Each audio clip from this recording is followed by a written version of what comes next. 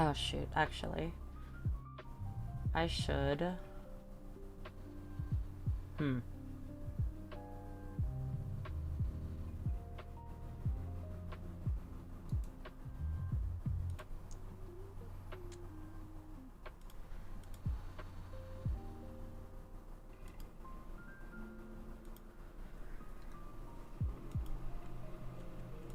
Time to speedrun. Posting up all the links.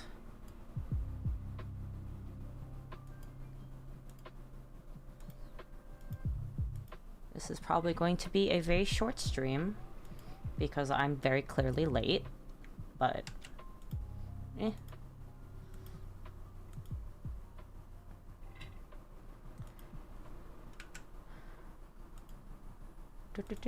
Red.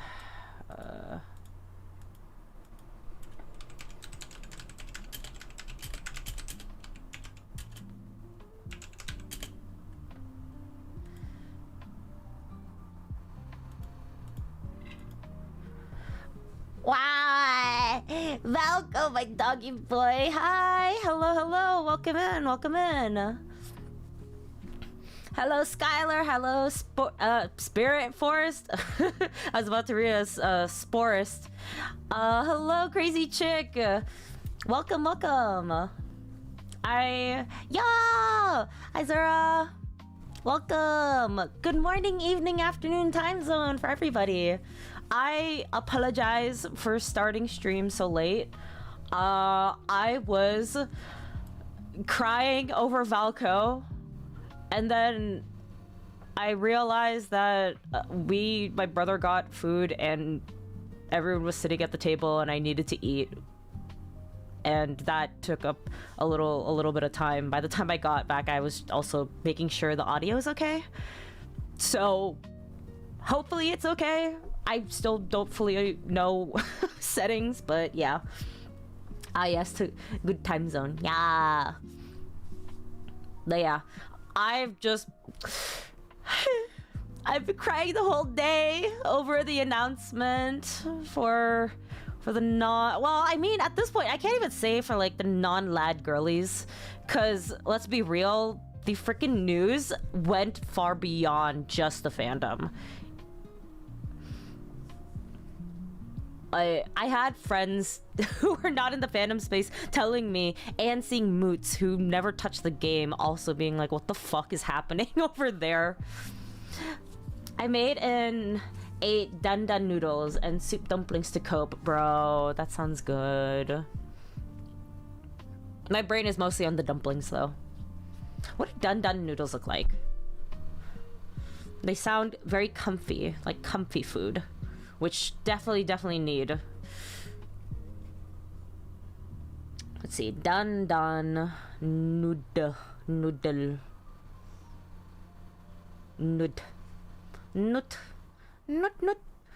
Let's see, a spicy Chinese noodle dish originating from Szechuan cuisine. Sichuan. I don't know if I'm.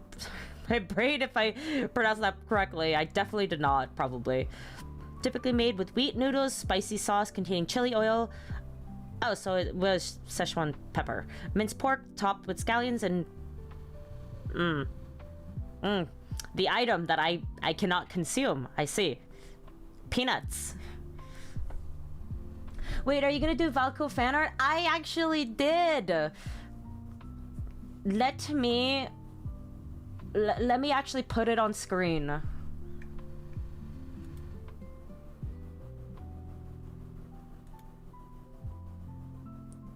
I did it earlier, actually.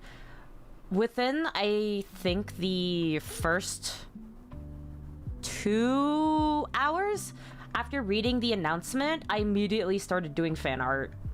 Which is a little bit of a rare occurrence for me nowadays, not gonna lie, but I felt it was very, very necessary because I was quite distraught. And I'm somebody who was not that crazy of a fan, but I actually should change my sprite. Give me 1 second. duplicate this one. Very cool. And I want to actually change this to better suit my mood. What my mood may be, you might ask. You will see. Actually, I don't know if I have a proper image. No, I don't. This is like close enough. It's gonna be me for the rest of the stream. But yeah.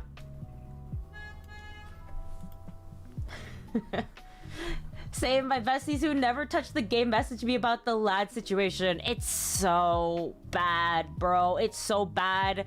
It's fucked on the Chinese. It's fucked on the Chinese side, and it's like fucked on the global side. It's just terrible all around, man.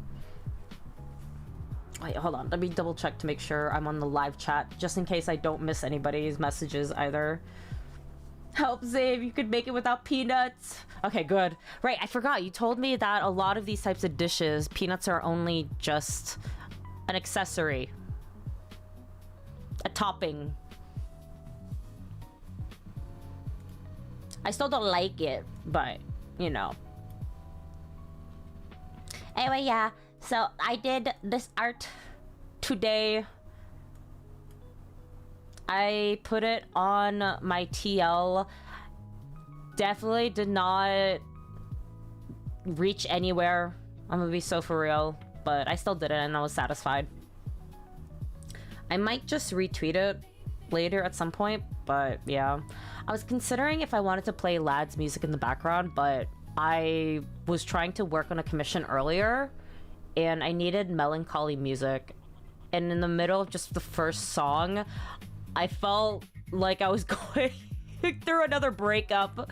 This shit hurts me so badly, man. Thinking about Valko, just... He never even got released. We had 9 days left. Like, are you kidding me? Oh god, it's just in my face. That's good. I love... I appreciate him. How long did it take you to do this drawing? Probably 1 hour, 30 minutes, 2 hours.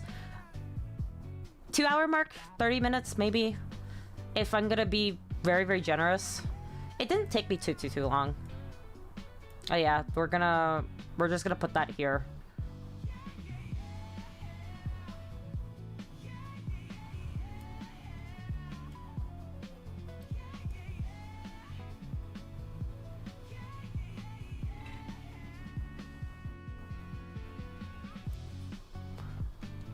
Alright, let me kind of crop this a little bit nicer. Oh no, this is... Ah! Oh my god, you can see the the Rusator peeking out from behind. Whoops. Oopsie. That's fine. Whatever. The important thing is that I'm shown crying. And Valko is shown. As shown by... Also, my mood here. God, I love this image. It's such a vibe. A very, very specific one at that. We will never know the full context, as he is not gonna get released. However, there is quite a lot of tweets going around saying that this might be a PR stunt, which is really, really, really shitty. But there is some level of delusional hope. And then there are a bunch of other people online asking the Chinese community, what is the realistic probability that Valko actually is gonna come back or might not actually be taken down? And the actual chances are very, very slim, but Infold has to address a lot of really shitty things, and unfortunately our wolf boy is a scapegoat, and that makes me very, very sad, especially thinking about all the content that was made of him and all the jobs that are now lost. Man, they were lost by not the general means either of a company trying to downscale, but it's literally because these freaking people were sending such heinous harassment to the building on top of a bunch of other things, so that just really fucking sucks.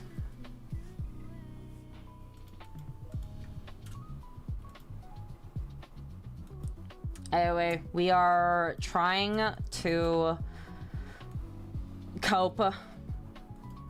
And part of me wants to do a bunch of other stuff. However, I do need to work on this one. And there's quite a bit of things I need to clean up, unfortunately, that I'm not really fully looking forward to, but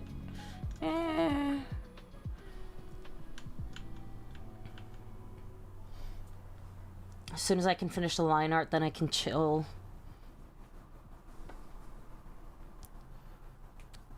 Yeah, I don't really know necessarily how long I'm gonna be streaming for. Hopefully just about as much as I can get a handful of work done. Morning! Good morning, So Blue Noise. Welcome.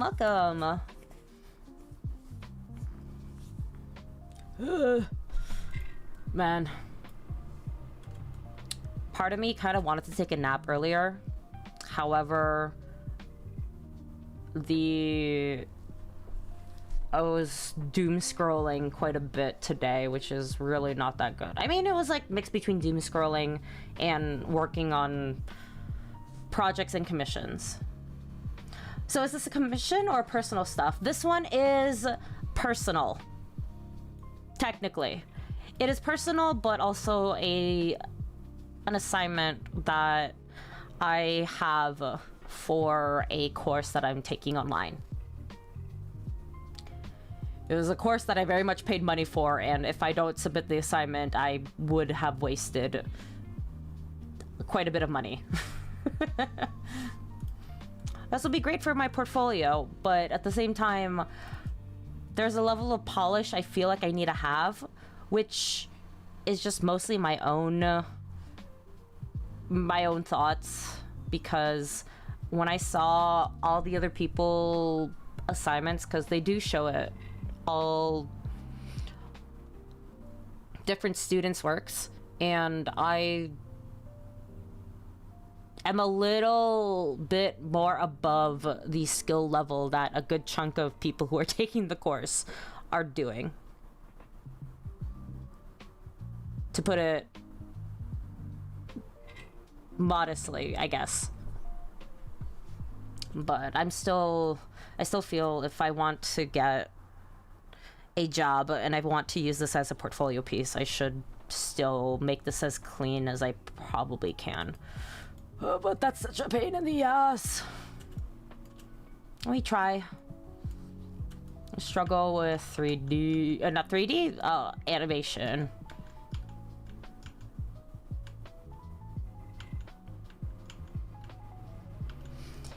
Hello, lazy invisible alien. Welcome.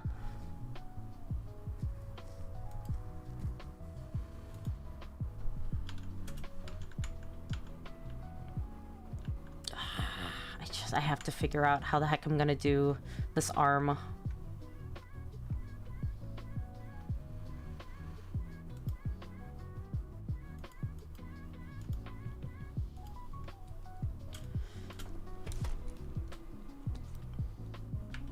You know, when I started doing animation, I always relied on the onion skin, which is great, and much like what everybody else does when they first start animating. And then I had to learn you have to think about motion. And you're not necessarily copy-pasting exactly what you're seeing in the previous frame, unless you need repetitive frames. But I remember one of my first animations was one of my OCs, and I think he was trying to turn his head, but it was a chibi version, I think. However, because I was solely relying on the onion skin, his hair started growing because I wasn't checking all the other frames, and it was just tiny little pixel by pixel. You can see it growing, and that was very, very, very unintentional. I think the way that it really hit me on how to properly animate was actually through the Captain Underpants books, because they had like those flip pages where you have 2 illustrations, probably of Captain Underpants punching something, and the whole concept of flipping back and forth until it kind of looks like the character is moving is the thing that I took away and can now apply for animation, which makes a lot of sense when you see actual animators. But thinking in motion is really hard. I don't like it. So the in-between framing, such a pain in the ass. And getting back to the point that I was thinking about was that I don't want to do this arm. Wait, actual animation don't use onion skin? I'm shooked. Yes. Well, no, they still use onion skin. However, typically when you're doing the animation, you want to make sure it's smooth, and the reason that it's smooth is if you have all the frames consistently moving together. So for this particular animation, the way that I did it, you can see how it's going back and forth, right? You can see how the foot is stepping downwards, and it's smooth enough animation where it looks like the character is moving, and then you're kind of doing that for the next frame and the next frame and the next frame until you get like a whole entire thing. So you can kind of see how the motion is, and then when you have everything together, it's smoother. I still need to fix this because I'm not really happy, but yeah. Bro, when I animate, I just black out and come back to trust. I would love to be able to just black out. However, animation also takes some level of thinking, which is such a pain. That's crazy work for an assignment. Looks amazing so far. Sorry it was mid-game now. You good. Thank you. It is a industry course, so hopefully this will land me a job in the industry. At least look good on my resume, probably. But yeah, I just really... They have a whole bunch of these types of courses available. I just kind of forgot what the names are at this current moment. But yeah, it kind of really sucks because I have some personal thoughts in regards to the course itself, and the course centers around animation in general. Not gonna lie, I kind of forgot that it was about animation because of how much they deep dove with the industry and how they're explaining, all the different pipelines between 2D, 3D, and visual development, concept art, and post editing, all that good stuff, and pitching your ideas to studios and all that kind of stuff, which is really, really, really cool. However, there's a good chunk of me that could not take it seriously, especially because when I was looking at the course material and the mini lectures, it was fresh off the boat of entertaining my curiosity with Disney's Wish, the really, really, really terrible movie that they made for their anniversary, which, by the way, I would never absolutely recommend to anybody to watch. It pissed me off in more ways than I could really count. I've seen other people literally have video essays over how terrible the movie was, and I still wanted to look at it. Do not entertain that curiosity. It will just anger you fundamentally on every single aspect, from a story point, from visual point, from animation was fine enough as is, but the art style, it half-asses everything and treats you like I don't even know how to describe it. It's just awful, just absolutely awful, and it just throws everything you know of the quality of Disney in their golden era to less than what an amateur would even do, you know? It sucks. I don't do good animation. It's something, bro. If I remember correctly, I don't know, the couple of frames that you did for your fan videos look pretty good. Maybe I'm just mostly thinking about the let me chew da da na na na na, like na na na na na na na na na, that one with Gerard. That's the one I'm mostly thinking about. What are you doing as a job right now, if you don't mind sharing? I'm freelancing. We freelance. We have clients. If you would like to be a client, if you would like art from me, I do take commissions. My commissions are always open. It's just more or less whether or not I'll have a queue list at the moment, but I do have my details on my website, and it is in the description for the videos, in all videos, really. And or if you go on my Twitter, you can check out my website that's on my bio, and there is a commission section. I will put up a VGen eventually, soon enough, probably, mayhaps. But yeah. I am just struggling trying to land something solid in this creative field. So, yeah. If you guys would care to have official art from somebody who did art for MiHoYo and for Hollow Stars and for voicing, consider me. Thank you. That is all.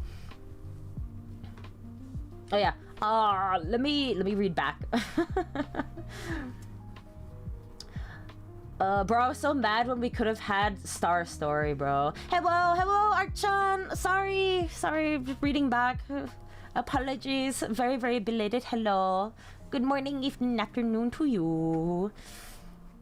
We were freaking robbed, bro. We could have had another Tumblr sexy man, probably. No, for real. It looks good. It looks good. Sorry, I just joined. Welcome. Struth? Duncan. Welcome. I also apologize for very belated welcoming. Lately, I feel like Disney has been putting in half-ass effort on pretty much everything.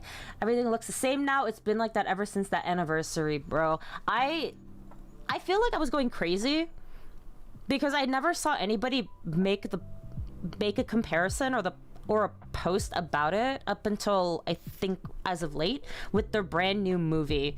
Did you guys see that? Actually, I don't remember what it's called. It was just a singular word, in the same way how Wish is just one word movie title. Hex or something. She is a tan skin purple. I hesitate to say fully purple because it's a mix between purple and pink. Hair girl that gets magic powers, and she's in high school, and she's a loner, and she's left out because she's not like other girls, I guess. And anyway, I was gonna say that I felt I was going crazy when I was watching one of the other movies, because, you know, when they first started their 3D, it was with Rapunzel, right? And then they hit it off a lot with Frozen. And then I felt like I was losing it when I watched Wreck-It Ralph, the second movie. You know, when they went to the internet and they get to what literally is this Disney center, and you had all the Disney princesses sleep over in one singular room, and I felt like I was going fucking crazy because all I could see were just same faces. They had the exact same proportions, the exact same placement, and the sizes of the eyes. To some degree, the only exception being for the very, very notable cultural princesses, you know, for Mulan or for Pocahontas. But I did not see anybody make a comment, and it just all looks same face to me. And you could argue that, oh, maybe it's the art style. No, they have an established art style, and the art style can be very diverse. I just don't understand why they're using the exact same freaking models and tweaking like tiny pixels. It looks the exact same. When you look at old Disney, all the characters are very different, but you can still tell this is Disney's art style. So I don't know. The shit, I felt like I was losing it, and every single time I see that specific face of a character from Disney nowadays, it just, oh, how the mighty have fallen, which really freaking sucks. And I know they're a giant corporate entity, but at least they had heart and they had quality back then, which obviously is not the case anymore, and it's just really saddening. And when you are trying to learn about the industry, where they're telling you shit like, or not shit, where they're telling you golden advice about, make sure, you know, when you're pitching a story, you're dead set, you know exactly the story you're gonna tell, you know exactly what kind of aesthetic, you gotta commit, you gotta tell something that is comprehensible to people and go all the way in, and then you see these giants doing the complete opposite of that. It's upsetting, you know? Oh yeah. I was going insane when I first made that pro. Oh, that's awesome. I like the drawing. It's so creepy. Thank you. Yes, commissioned Xeiv. I commissioned them. You could get spicy art too. Do you have a code already for Vision? I have a code. I got a code. I just need to organize everything. So that's gonna see the light of day. It's my birthday. Oh shit! Happy birthday! Happy birthday, Duncan! Sorry, Suruth? I feel like reading Duncan was a lot more easier. Happy birthday to you! Happy birthday! I hope you have an amazing day today. I hope you get to have lovely treat and lovely time with loved ones. Whoever they may be.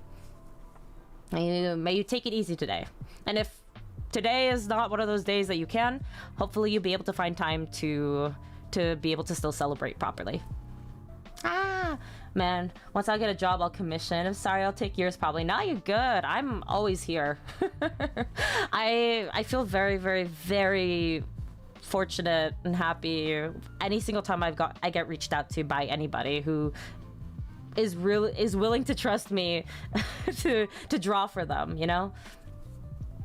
So, no worries. Dog, I have no idea what you're on about. I'm on about a lot of things. I'm trying to cope not thinking about Valko, okay? Sorry. I'm reading back and making sure I catch all the messages as I yap a little too much. Yeah, Sam talked about this. I never watched Red. I legit thought it was the same movie at first. Turning Red, right? Turning Red, I feel like it surprisingly does not actually have the exact same face as Moana, Encanto, Frozen, Hex. I'm assuming that's the name of it because I keep freaking forgetting. But yeah, dog, don't. Oh man, I'm telling you, it's cope. There's a reason why the images on my stream are what they are, you know. He needs, and also just for me, why I'm crying. I actually uninstalled. Are you serious? That's crazy. No way. Bro, I woke up to my friend telling me he's going away. Yeah, when I saw, cause Burp sent the whole entire article of the shit that was happening in China, and in addition to the statement by Lads, and I I already kind of read this kind of bullshit that was happening, but it didn't hit me until I actually read word by word that they were going to remove him and plan to not include any more love interests and only just going to focus, which is great to know that they're going to focus, but also knowing that they have absolutely nothing for the current story because they were so busy trying to do everything for Valko, and then now they're throwing all of that away. Is just insanity to me. I have never felt like this towards Zayn. This is honestly, it's so, I understand, it's valid. Genuinely, I cannot. I genuinely can't. I can't fathom just, man, actually understanding how K-pop stans are, and also whenever, to a slight degree, I guess, for VTube fans, for whenever their Oshis graduate, it's entirely different. But the level of investment and then suddenly getting that ripped away from you is, man, that shit hurts. I don't know why people are acting surprised. There was a 6th leave when we knew for a year. Yeah, it was not only just a whole year, right? Because they were teasing. Apparently they teased it early in the story too, and the fact that he was so integral to it, and they're just gonna rip it out. Yeah, no, the story is just gonna go downhill, which really, really fucking sucks. Or they could probably take scraps of it, but then just not make it super, super big and make it like an NPC villain or something.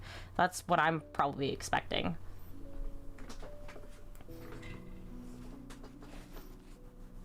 Anyway, well, let me reread. My gym buddy tomorrow is gonna hear from me tomorrow, bro. Man, I miss working out and then just like shooting the shit, just talking with friend, mostly about issues while we're working out. I want him as a love interest. No, trust. I was looking at the trailer again and I got really, really, really sad because I was just playing songs.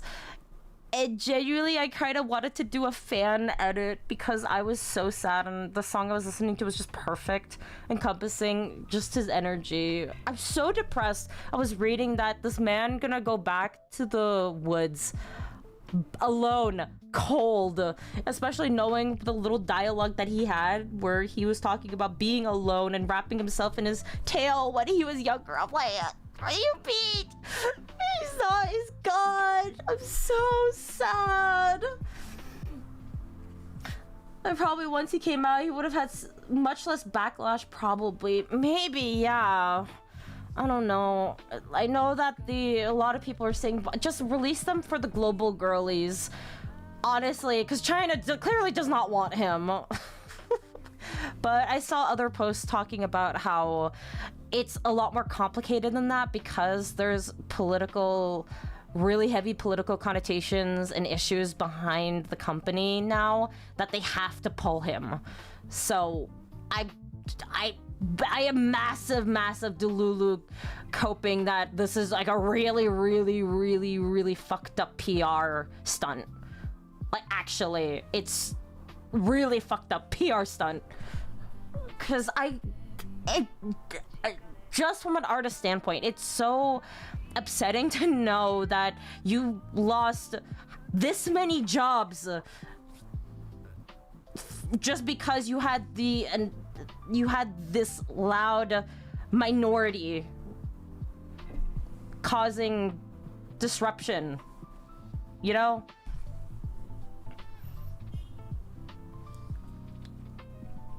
Oh, pupper Valko, little pupper Valko using his tail to stay warm. I'm sick. I'm gonna throw up. I also point with donut, bro. It was so like, what do you mean? That dynamic between them was so freaking cute too. Like, what, man?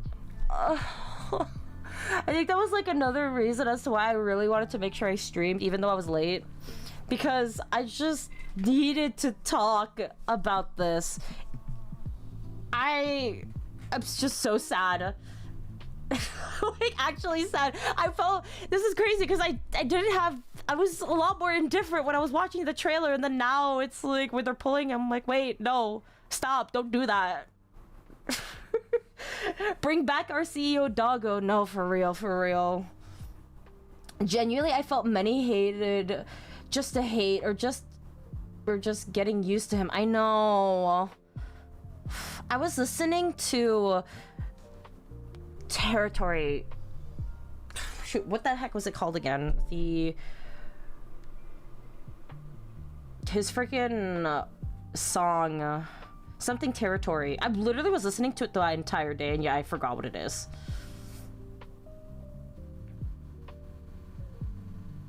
Where is it? The Tameless Territory. I was listening to it the entire day today, and I just, this is just self-inflicted pain and sadness, but you know, I just need I need him to live, you know?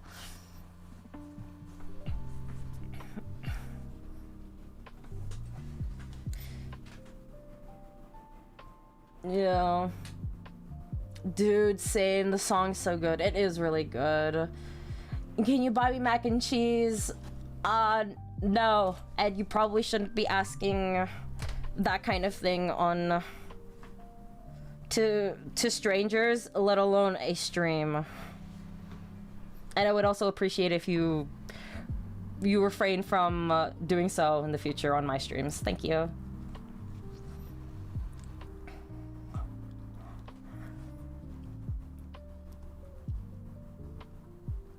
All right, let me double check to make sure I'm not missing out any other messages. I love talking tea with friends. We were shooting this shit, yeah. Or especially when you're either just waiting for your turn on the, if you're at the gym and you're waiting for your turn for the machine, or you're just resting. That shit's fun. Even if they didn't like him, no consideration for their work. Oh, God, I'm so sad about that. That's so much content. That is story writers, that is programmers, that is animators, that is the modelers themselves, that's the illustrators, and those are the actual voice actors too. That's a giant ass fucking team. It's not just only one person, and it's including with whatever, because I feel like they would probably be dividing into multiple different teams too when it came to creating Valko, just from my tiny little understanding of game development and just, you know, pipelines in general. But yeah.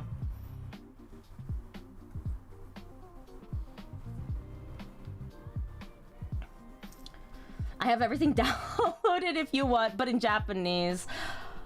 Okay, that's fair. I did save the trailer that had all the little snippets of all of his content, just mainly because I still kind of want to do the fan edit, but I have to look up online to help people do those really cheesy looking transitions, if they actually have to do it themselves, or if there's like an app or a preset or something that I can grab. That would be really fun.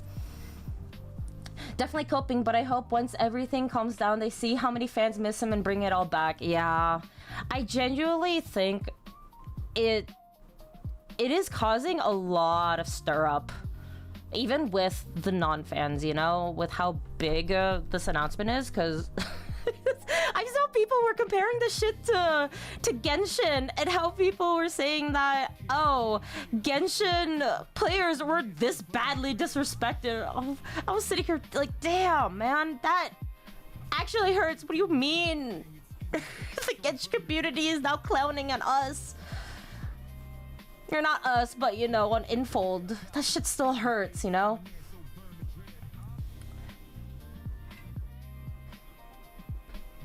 But can I ask you to buy me mac and cheese? Bats eyelashes, JK. I have to feed you instead, bro. Thank you. For whenever I go over there, I'm expecting full course king meal. Especially with how passionate you are with being a good host and with cooking. What should I eat? This honestly is so hard. You know what's great?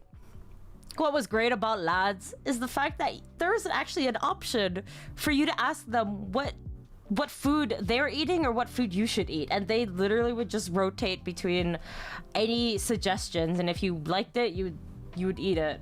I found it really, really nice, except unless you're asking for Silas's opinion, in which case I can't accept any of Silas's opinions because I'm too poor for his opinions.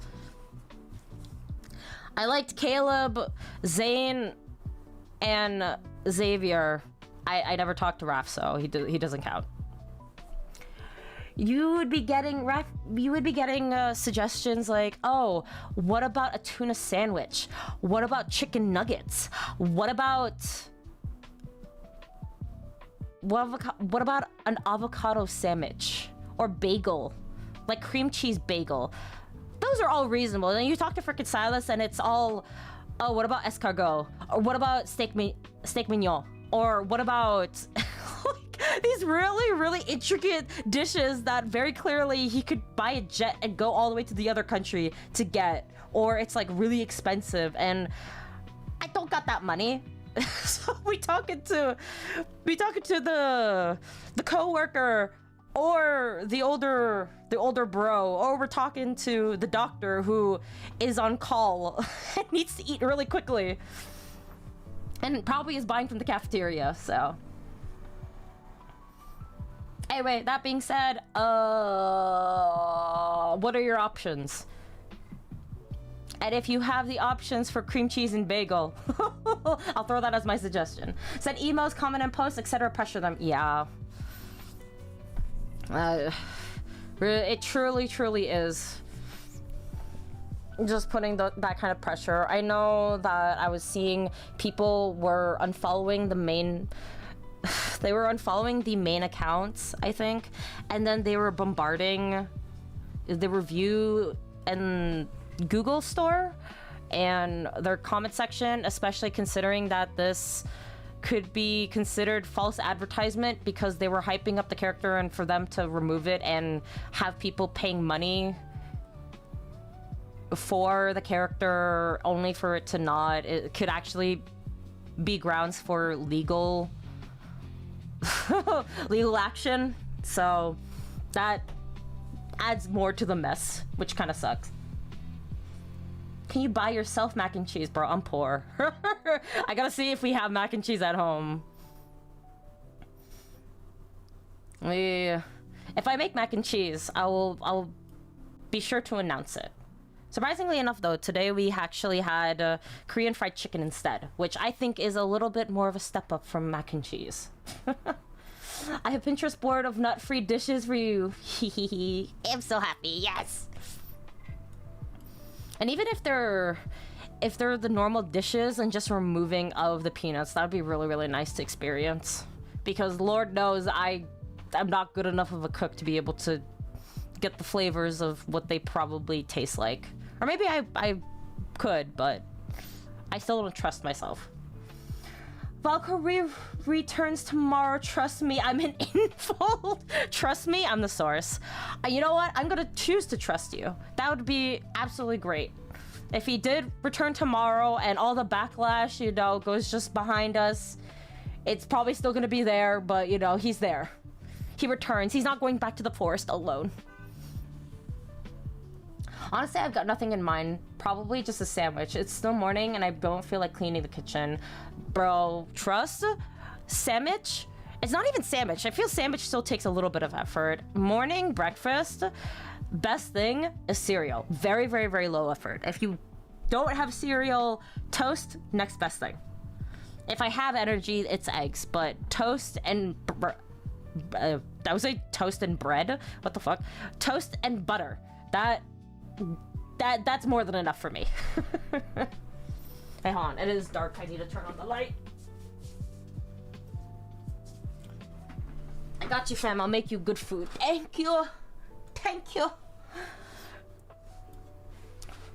Please feed me.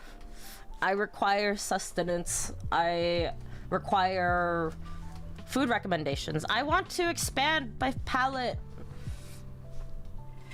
Honestly, suggestions are, I probably will be able to find it in my city. Not gonna lie. Whether or not I can actually eat them is an entirely different issue. So if you're telling me to get anything that has peanuts in it, no. If you have anything that has nuts, I probably will avoid. With the one exception I'm still wrapping my head around is the fact that butter chicken has cashews in it. Toast we go! We love toast. Oh, hold on, wait. Let me see if I can... Because you guys have been staring at, like, this screen for some time. Me...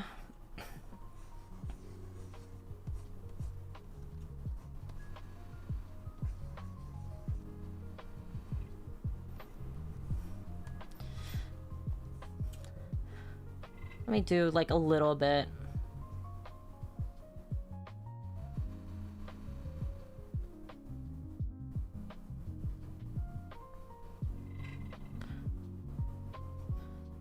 This is, like, the worst way to eat toast.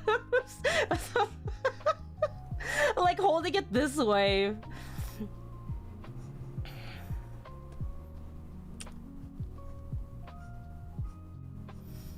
It's just a lot more easier to be able to recognize it's toast, but it's like, what an abnormal way to eat bread, huh?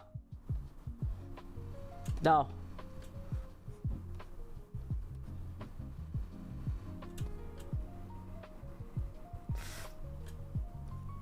Okay, wait. Let me actually fix that. It's like, hold on.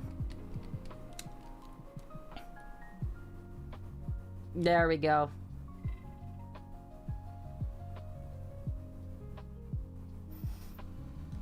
Me sitting here eating a potato salad? Oh, bro, that sounds good. Potato salad sounds so refreshing, low-key. Okay. There we go.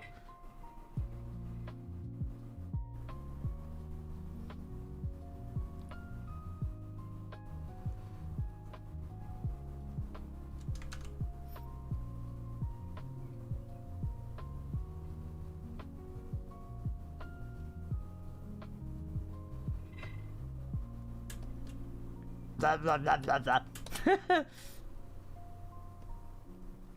Nom. There we go. It's a little bit more proper. Very, very empty head energy right now. Also, I forgot you're allergic to nuts. We'll keep that in mind for AX next year. Yeah, I'm sorry. It's very, very inconvenient. It does make me really happy for whenever you guys become very mindful of my allergy. My favorite thing to see is the no peanut symbol on literally anything.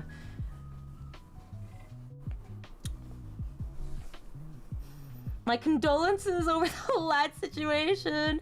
Thank you, Silas. Welcome. I cry. Yeah, we have comfort toast. Also, what kind of pizza did you get, Archan? I didn't get to ask. Fairy bread, just toast, butter, and sprinkles. Yo, fairy bread hits though. I actually had it. This is very accessible here. Funny enough, my family does not actually use butter. My mom only uses butter for when she's baking, but we don't actually really use butter for toast or anything like that. We use margarine. Shocking. Very shocking news, I know. That being said, fairy bread, good shit. Good shit. And it's very, I feel very, very proud because I have an Australian friend. And you know, whenever we did the birthday Google Docs, or not Google Docs, the Google Slides, my bad. Google Doc is negative, Google Slide is more positive, right? So whenever we did the Google Slides for his birthday, I would just cover my entire slide with the references of fairy bread and spam freaking photos whenever I can. It's mostly photos of bears because he's a big bear lover in both senses, if you get it. But I would also throw in the one actual, thing I know about Australia, aside from drop bears. But that's really it. I usually eat bagel sandwich for the morning, and it makes my tummy happy. Oh, you got BLT sandwich. Sounds pretty good. I'm not a crazy sandwich person, but it's not that bad for certain. Oh, that reminds me. So when I went to Europe this year, I was in Netherlands. It wasn't in Amsterdam, but I'm trying to remember where exactly well, no, it was definitely not Amsterdam. I forgot. I keep forgetting. So my perception of distance is very fucked because I base it off of the time it takes to traverse from one location to the other. And so in my fucking city, in my butt-fucked city, it takes an hour and a half to get from where I am to downtown. And that's basically an everyday kind of bus ride and train ride for me. So it's not that big of a deal. And then when I go to Europe, it basically is 2 hours to get from one point of the country to another point. And I genuinely kind of forgot that the place that we were staying at is an entirely far away distance and a further away city in comparison to where Amsterdam actually is. Anyway, that being said, back to the sandwich story. It's not even a story, really. I don't even remember what the fuck the sandwich was, but it was an Italian place and it tasted really freaking good. I've never had that kind of meat before, and I really need to look it up. And I was a little too ooped, and I wasn't thinking properly to write down the sandwich because it was all in Italian, and I was just panicking of whether or not I could order properly. But it tasted really good, but the bread was really hard, and it was very prominent red meat, and it had a different texture than what normal ham was, but it tasted really good. And if I had to think about any sandwiches, that's probably the only sandwich I really would love to get multiple times.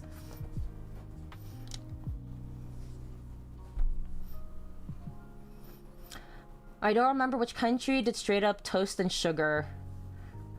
I feel like, is it like sugar or like a form of sugar?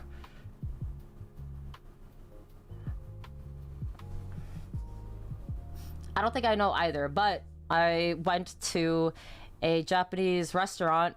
It's a fusion restaurant, I think, and they had milk bread with condensed milk, which tasted really good. If I bothered making it, I probably would like it too, but I kind of need a torch because they torched the top and it kind of looked really yummy. Yeah, I roast my potatoes so they're crunchy too. Ooh, that sounds good. You know what I do? What I'm not doing is like reading chat as it comes in because I keep yapping, if that's okay. You know what I do for crispy? I think I mentioned it some other stream ago, but not only for potatoes, I do this. I refry my French fries, and I'll also do the same thing with or not even refrying, with frying pizza to get the crispy. I like it crunchy. I don't know. Maybe that's just me. Crunch. Sounds like something in Australia would totally do. Toast and sugar. I got you. It's pretty easy to avoid in the States. Oh my god, that sounds great. It felt really easy to be able to avoid peanuts in Japan. They were very accommodating, which made me really upset when I came back home because everybody here is just like, oh, I don't fucking know. It's up to your discretion.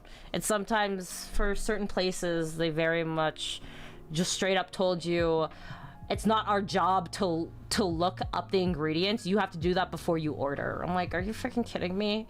You guys are the ones that have it's most stores that usually have that giant ass paper. It's not even paper, but it's like a board that has all of the food items with all the allergens in it.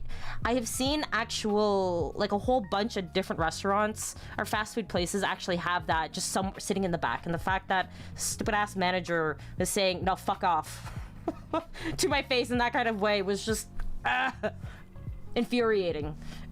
Especially because after coming from Japan where everybody was so nice and so considerate. Cultural difference, for real.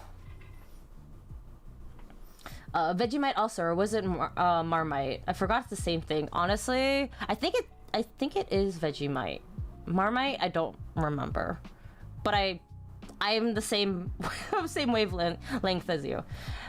Kind of same thing. Vegemite is Aussie, Marmite is UK. Oh, okay. So that is the case. Gotcha. Oh, regular pepperoni. Oh, nice. Classic. Makes sense. USA, everything is way too big. Bro, I had a recent trip to San Diego, and being Canadian, you know, we already have we have our larges.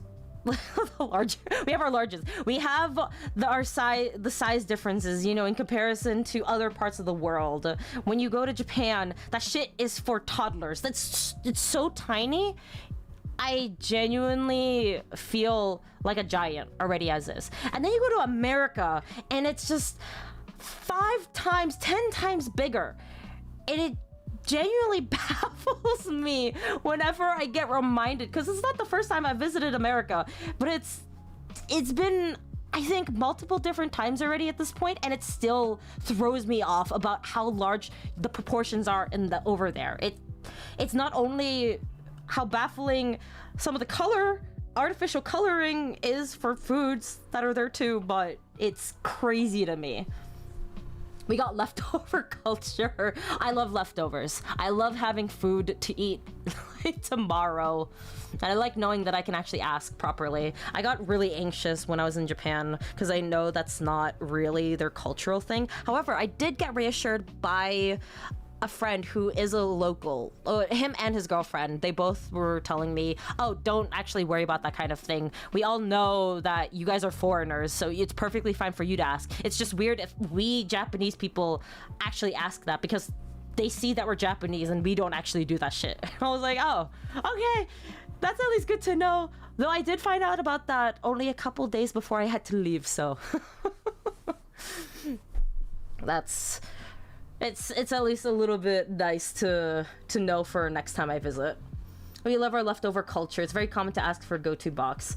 Bro, every single time I go to a McDonald's or fast food that actually can give you boxes or bags or anything like that, I if I can help, I will ask for that as I'm ordering, because Lord knows I'm probably not really gonna finish.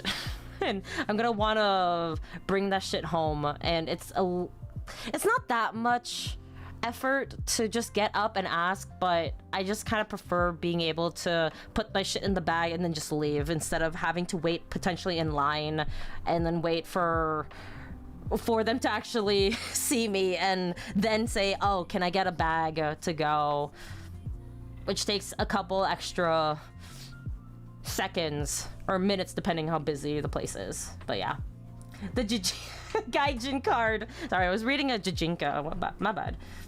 I even have to ask my hot pot to go. You can ask for hot pot to go, huh? Only McDonald's that didn't fell crummy afterwards in Spain. It actually tastes good over there. Ooh, I've never been to Spain before. I wonder. Ooh. Every single time I go to a new place, I will research like freaking crazy. And I will tend to try finding places that really interest me rather than the super, you know, foreigner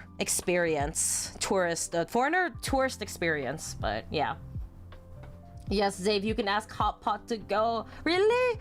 Or maybe I'm just mostly thinking because the only hot pot I ever went to was an all-you-could-eat place, and we could not ask for takeout on there. So Help, I need to take you out to eat. Please. I don't eat out that often. If you could tell. If you go to Italy, I'd recommend double checking with the waiter if it has peanuts in it. You never know. Italians are chaotic. I was planning to go to Italy, and I really I want to eat the food of local people so badly, but I am nervous, and also I do know I have to be able to...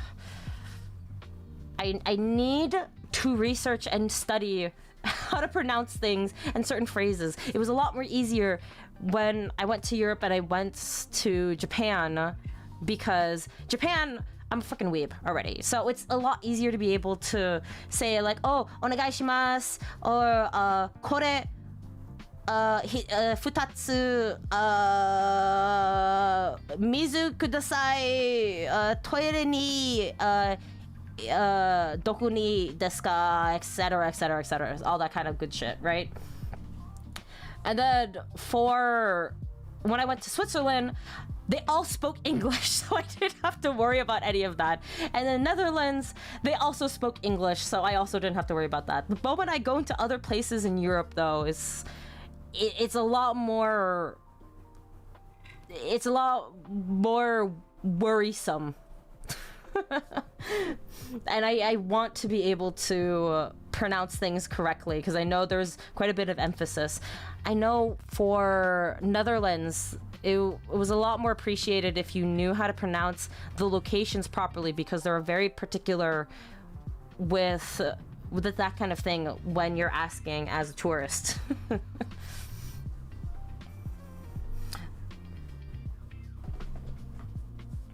Doko, yes, doko.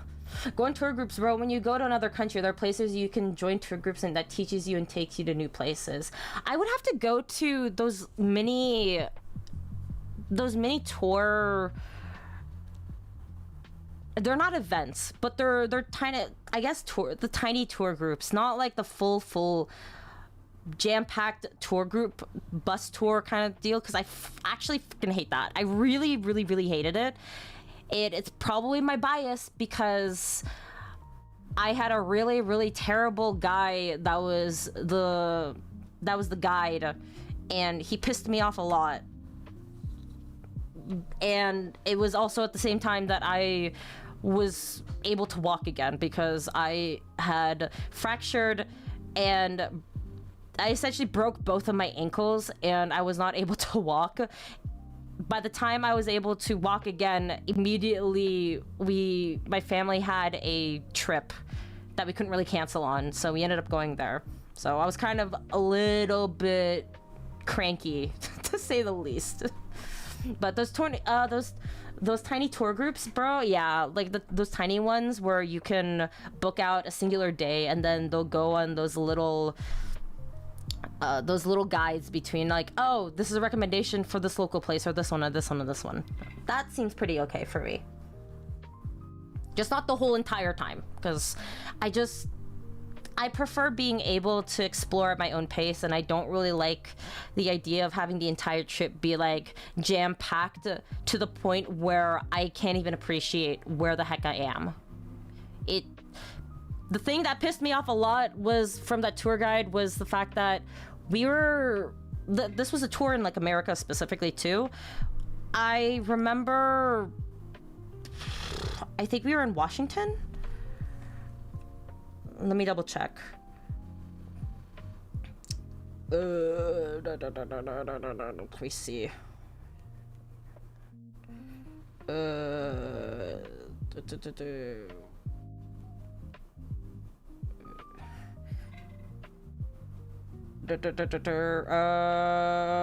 Yeah, I think we just wanted... one of the places was for the Washington Monument, and the tour guide told us, all right, you got 10 minutes. You got 5 minutes to walk all the way there, take a picture, and then 5 minutes to walk back. If you're late, we're gonna leave you. And he almost actually left somebody. Like a private tour? No. Well, it probably could technically count as a private tour, because I know they have those kind of tour companies, and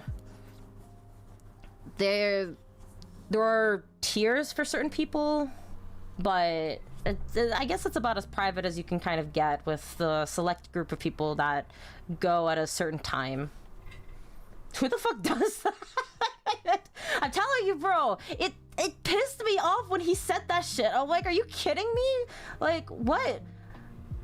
Oh my god, that's so that's so bad. Isn't it technically his responsibility? He did not care. He genuinely did not care, and he basically told the driver to step on it. And the person that almost got left behind was an older lady. Like, she wasn't super old, but she was old enough where, you know, running was quite taxing. And everybody on the bus was just begging, be like, hey, don't move the bus yet. Like, we could see the last person trying to catch up, and he just had a face of indifference, and it genuinely, like, really ruined a good chunk of the trip with that kind of attitude. I wish him the worst. Oh my god, yeah, no, it sucked. It sucked a lot, and not being able to enjoy seeing the scenery for what it is, just, I couldn't really, I couldn't take anything in.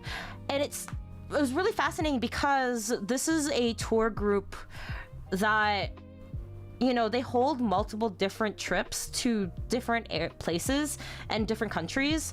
So this particular trip to the States really fucking sucked ass. However, the same tour group that went and explored the different places in Canada was significantly better. The longest that we actually had in America was, I think, 1 hour in New York. Just only an hour. And that's not even including them trying to find a place to park and then us getting off. And then that hour also includes making sure that we're on the bus before the hour's done, kind of situation. I hope that person got fired. You know, it just sucks. Maybe it's great for other people, but I just personally did not have that great of a time. Anyway, that singular hour, just, there was only so much I could do, and, you know, again, only being able to slightly walk at the moment was only so much fun, so I couldn't really rush, and I shouldn't have been, I shouldn't, no, and I shouldn't. I wasn't necessarily allowed too far, but, you know, I got to explore enough of New York, which was pretty cool. However, the tour group in Canada, we had at least 3 hours to explore an even smaller area, which is insane to me. Which was plenty of time for us to just wind down, chill, and to literally check out every different thing. Because I think that particular area, it had docks, it had stores, it had different restaurants, it had parks, and it had an entire area that was really, really cool. It was like an entire market area. That's the word I was thinking about. It was an entire market area that was really, really cool to view all the different artists and all that kind of thing. You would think that maybe we'd have a little bit more time than just an hour in New York. Like, that literally was the longest. But yeah, it was just, I couldn't. I hate that. You can't even appreciate with anything in such a short amount of time. It feels like it's a checklist rather than a trip. It really was. Like, we got to go to a bunch of different cities, but it just didn't feel like I got to visit anything, because we were on the bus for a majority of the time for more than a good couple of hours, and then by the time we got off, they're like, okay, you only have 30 minutes, and then we have to get back on the bus immediately. Like, what?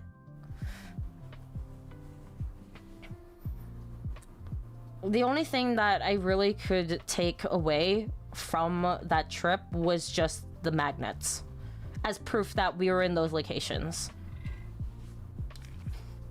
And the time that we had to wait for whoever was showing us around at whatever particular site that we were on. But yeah. It sucked. Anyway, I would prefer to be able to just take my time when I'm traveling. Unfortunately, as a result, that means that I have to plan things, and planning is a pain because I'm only anal to up to a certain point, just a little bit, you know, for when you're planning something, you generally want to know what you're going to. And for me, whenever I plan, I have to know the location. I'm basically cross-referencing and tracking everything. I'm going to the exact location, what the price range is, also, you know, seeing what's in proximity to each other to make sure that, okay, I can go to this location, and so we're not jumping back and forth and back and forth and back and forth, right? But as a result, I get overwhelmed. And I need help with that. I've just been yapping this entire time. I can't even appreciate. Oh wait, sorry. I had more time in my school trip to solely find something to eat lunch at a random city. Man, I'm remembering old school trips. Those are nice. They were particularly nice if you had friends in your class. I remember whenever we had those kinds of trips in my elementary school, I was separated from all my other friends who were in different classes, and I could see my class just, you know, we're entering into this area. Maybe it's for a presentation, and then the other classroom just kind of got out, and so they're all being chillin' and like talking to each other, and I'm like, man, I have no one to talk to. Yap is good, yap is fun. I should make a yapping screen at some point. I always kind of feel like I need to do art. However, I have not perfected the ability to draw while talking, because as soon as I do, I'm gonna trail off and completely lose my train of thought.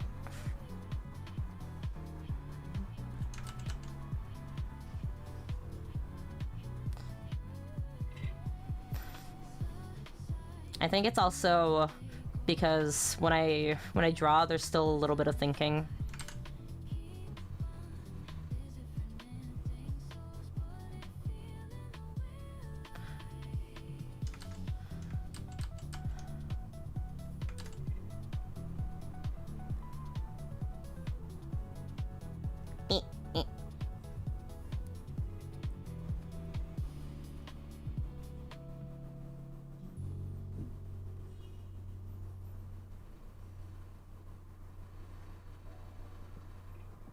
My son.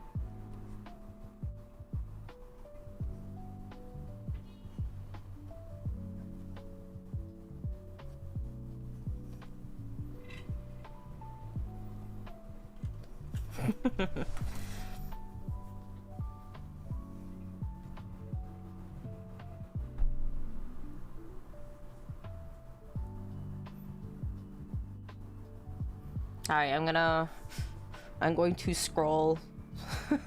I know for sure I definitely missed a good couple of messages. I'm okay if you... I'm perfectly the type of person that jumps back and forth from conversation and jumping all the way back to like the beginning convo topic. It's like leapfrog, you know? Let's see. Italian sandwiches.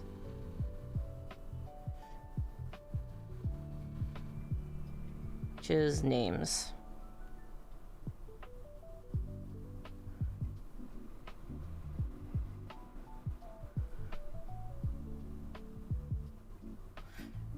What I probably should do is just actually go all the way to the location and go on their website and see what they actually have. I think there was... I remember the sandwich name. Sorry, I'm like literally... The message I missed, one of the messages I missed was from Burb asking, was it kind of spicy or regular salami? Which was... I'm going to make the assumption of like the Italian sandwich I was talking about before. 2-hour yapping, we finally drawing. Yippee! I'm sorry! I'm sorry! You get tiny little draw. It's also not just because I don't want to draw the sleeve for this, because the animation's not actually that fun for me. I would like to ask an advice if you don't mind. When do you think when is a good point to accept a commission, like skill-wise? I think if you're looking to do commissions, you should just put yourself out there. In all honesty, because you never know who's looking at your art and who might be a fan of it. And you know, obviously speaking, there is going to be a market out there, and there's going to be a whole bunch of different artists that have, you know, more experience than you. But how do you get experience, right?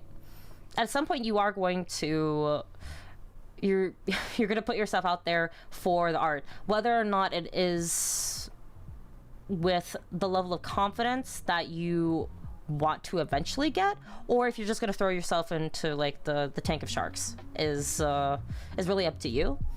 I remember when I started doing commissions, it was after I was bombarded with a bunch of friends who kept asking me like, why don't you do commissions? You're like, you're good enough at this point. I'm like, nah. Sorry. I got hit by my mic. But nah. And then I opened it and I slowly got clients. A good thing to have is to have samples of your work, of what you are willing to do, and also just to sit down and figure out how you're going to price things. It is a little bit on the difficult side to figure out pricing, in all honesty, when you're first starting out, because I didn't know how to be able to price my things, because you're taking into consideration skill level more than anything, right? Obviously, when you're first beginning, you're like, oh, am I good enough? Like, I don't know if I should be even charging this much, right? Eventually, you're going to gain a lot of confidence in the way that you are handling your business, because at the end of the day, this is a business. And so because it's a business, you're also going to take into consideration how much hours are you putting in? How much are you getting paid? For me, the bare minimum is that I'm getting paid at least, you know, minimum wage for the art. And then I'm taking into consideration, okay, again, this is skill level. Is my current skill level worth this much money in relation to how much time I'm putting into the work, right? If you're going to be spending 5 months on a piece, you don't really want to charge that as $5, right? $1 per month. That it's an extreme, but you don't really want to do that. But you are tossing between like those numbers. And I think that maybe if you go in VGen, you might be able to get references for that kind of thing, which can really, really help, because you might be able to find people that are within the skill level that you personally feel like you have at the moment, which can also be very, very different from how other people perceive your art, which is also another thing as to when you're putting yourself out there. Again, somebody can view your art as absolutely amazing, and then that person might also not be super, super exposed to different like skill levels in the way that you're exposed to it. So don't really cancel yourself out from really trying because you see other people of, you know, a different skill set, different like assets and all that kind of stuff. Because there's always going to be somebody out there who's going to be a fan of what you make, because your vision, your art is unique enough as is. So yeah. But the biggest thing is definitely have samples and figure out what you want to have and what you're okay with. Honestly speaking, you're going to find out what you're okay with and what you're not okay with the more that you interact with different people, as you know, as expected when you're dealing with people in general. But yeah, like, the easiest things that I think I went for is doing chibis and then figuring out, you know, half body, headshot, and then full body. And then whatever comes afterwards, if you want to include maybe backgrounds. If you don't want to include backgrounds, you can also put that in. You can also put in like what you're willing to do. But again, what you're willing to do versus what you're not willing to do, you can list that all down and just have that as, you know, what you're advertising for your commissions. But yeah, samples, big good. And you will learn a lot of things. Personally, for me, I don't stray away from any particular theme unless it makes me very uncomfortable, or I don't want to be able to look up references for it. So case in point, if you look at my commissions, there's like a ton of different things. You see a lot of different artists specifically saying that like, oh, I don't do males, oh, I don't do females, oh, I don't do backgrounds, oh, I don't do props, oh, I don't do tattoos, oh, I don't do weapons, blah, blah, blah, blah. Honestly, it's really fun to be able to challenge yourself. Obviously speaking, if you want to challenge yourself outside of commissions, I use commissions as my excuse because God knows I'm too freaking lazy to do studies, which I really shouldn't be doing. But it's like you grow a lot if you allow yourself outside the comfort zone that you typically, you know, want to stay inside of. And, but, you know, but the commissions are your own and it is your entire business. So practice however you may want, but also, yeah, like have faith in your own skill and have faith in your ability to grow, not only as an artist, but as a business person who is doing this on a professional level. But yeah. Oh, you better take your son with you when you visit me. I'll try to remember. I have a good number of my friends who are very excited to see him when they actually get to see him. Facts, branch out. Yeah, I'll do my best. I should probably start posting art when I have the time then. Thank you, no problem. I'm more than happy to help as best as I can. Posting up art on social media helps. Unfortunately, in this day and age, social media skews with your perception of numbers. So more than anything, and you're gonna hear this a lot from a bunch of different artists, is that like just you're gonna want to try to retain your sense of whimsy when you're drawing in general, because the moment that you do start taking commissions, your relationship with art will inevitably shift. It is a scary thing for me to say, and it's a very unfortunate thing because it did happen with me. When I did art purely for myself, I love drawing, and I still love drawing. It's not only the thing that I'm really, really good at, but it's just the thing that I find a lot of joy when I'm not putting super, super heavy pressure on myself to do good on, you know? And, you know, it's like, don't fall too hard with the numbers game, but just also be aware that social media also does give you exposure. The best place I think to get the exposure is VGen, if you can get on that platform, but otherwise it's yeah. It's hard. It's just hard. Retain your whimsy. That's more than anything. Social media platforms, I think, just has shifted greatly from when I first started using it. And when I first started using it, it was just passively uploading things that I just thought would be really cool to share. I didn't really think about numbers. I didn't really think about too much. And I think a lot of the mentalities nowadays, and especially with how terrible the algorithm is, will gradually beat you down. So you really need to be be more open with not falling obsessed with how shitty the algorithm can be. But yeah, you need a code and it's hard to get one when you're starting out. Actually, wasn't there also one of those other things where you need a number of like retweets or reposts for them to consider you? again, it's, I think the exposing yourself and, well, exposing yourself, what you're putting yourself out there is, I think that was the better phrasing for it, my bad. Putting yourself out there, it really, really does help. And again, it adds to your portfolio as well. And yeah, you never know where it'll land. And it's a really, really good thing, especially if you're in very niche sections of the internet. You might just have a loyal following, or ones that, you know, consistently can hype you up. I know for me, I had a bunch of different faces. And one of them obviously was Boku no Hero, and I just got to do fan art of like a lot of my faves. But as a result, because of how consistently I was posting on there, a lot of people started seeing me more and more and more. That was actually the very first social media account that I ever got 10K before I even realized it or thought about it.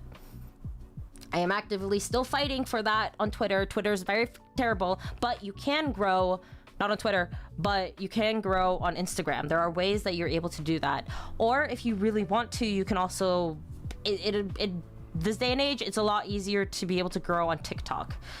You don't necessarily, it's not necessarily just a platform where you're posting up art, but what you can do is just like video related content to the art that you're posting. So it can just be short form, like speed paint maybe, or just like mini like before and after kind of things. At least that's what my friend tells me, where she uses TikTok a lot in comparison to me. However, I can't stand editing those kinds of short form content.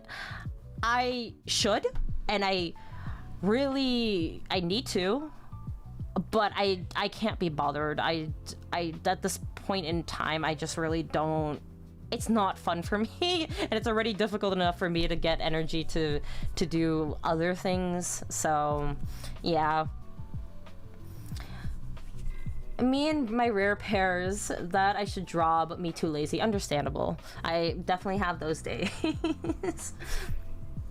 But rare pairs will come with niche audiences that will thank you. Lord knows that I was able to join a small little community for Kirikami, which is a rare enough pair.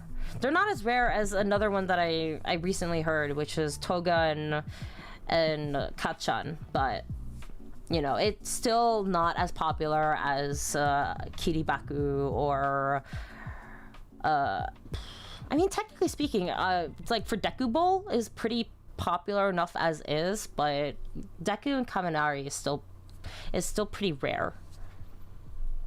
But yeah. Sorry, I have to go now. Have a good stream.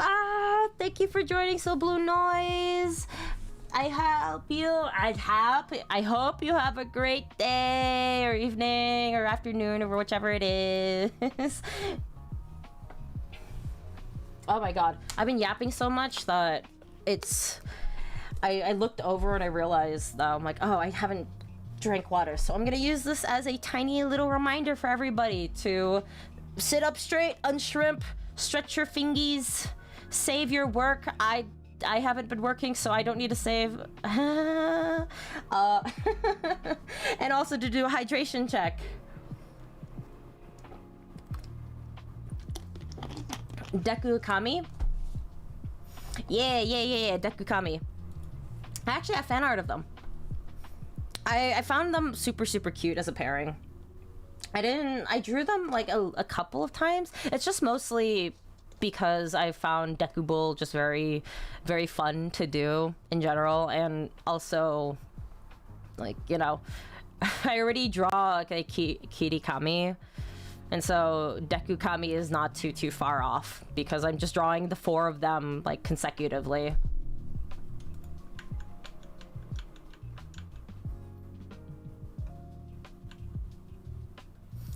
Let's see.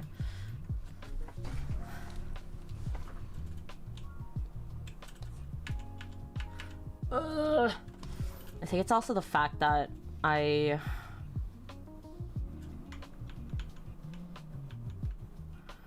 I'm not. I don't use this brush anymore. That's why it's a little bit of a... Wait,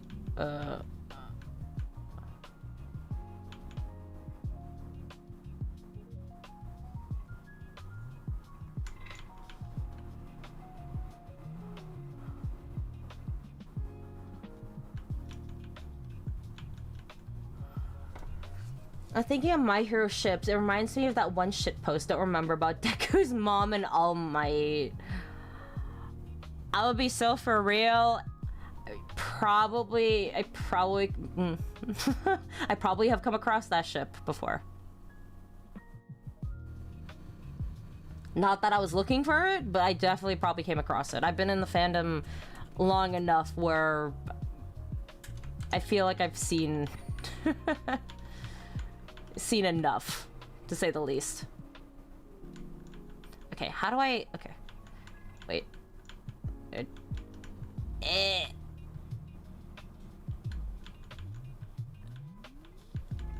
Oh, this is so complicated.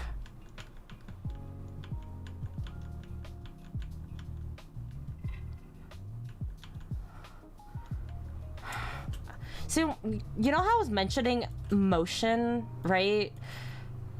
When you're doing a bouncing ball, it is the fundamental movement they always hammer into your head. Like, do the bouncing ball exercise. And it's easy enough as is. But the moment that you start adding a whole bunch of different materials to that bouncing ball in relation to, you know, the gravity of the ball, the weight of the ball, then you have to start considering how long does it take for said material to animate alongside with the motion of the ball. And I don't like thinking about that because I'm doing it right now and I'm getting confused because of the motion of this going down and then it's going up and then it's going down again, and I need to remember, like, is this supposed to go up? Is this supposed to go down? Pain. Read the Boku no Hero weekly, but still need to get around to finishing the anime. I trust.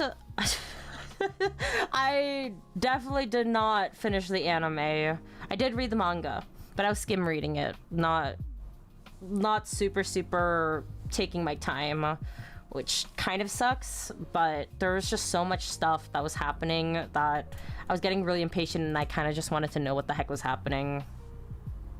Or what the heck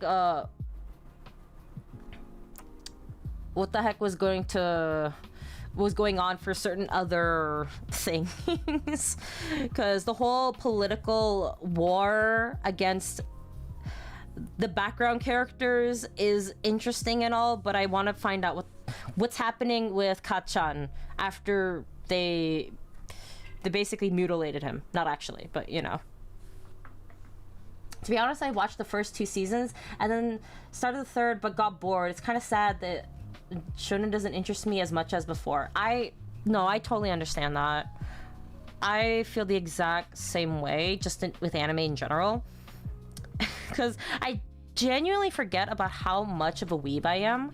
So when you actually ask me about animes, I'll be like, oh, I love that anime. Oh, I remember that one. I also remember that one. Oh, I read the manga for this. And then you ask me about anything that's new, and I'll be like, oh, I feel closer to wanting to touch grass because nothing interests me nowadays. And I used to be like such a heavy junkie. I think the only things that still really interest me would be seinen animes. Not gonna lie. Those ones are a lot more fun to look at. But the biggest ones at the moment really were Golden Kamuy. But I very much had a shoujo phase. And obviously speaking, when you know I'm into Boku no Hero, shonen was... being a shonen junkie really says enough, right? But I like a good couple of other ones, but it's just saddening because with the amount of love I had for shoujo, it also was the roots of where I started really drawing. and getting a lot of inspiration from, which is why a lot of my art leans on ikemen, but it also leans heavily on Boku no Hero now.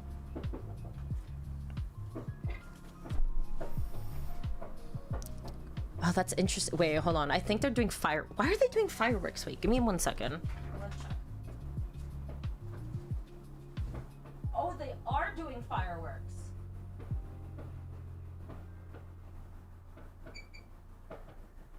But why? Is this just another celebration for the gays? They're holding a parade during the weekend. Or is this... It's June 30th. I don't think there's anything... Is there anything today? I don't remember. You have July 4th, which does not apply to us, and July 5th. World Cup? Oh, maybe. But it's only just one location. So usually whenever they have these wide national events, holidays, etc., it'll be multiple different places in the city. This is just one tiny bit. Low-key, I want to watch. I am streaming, so it feels kind of bad.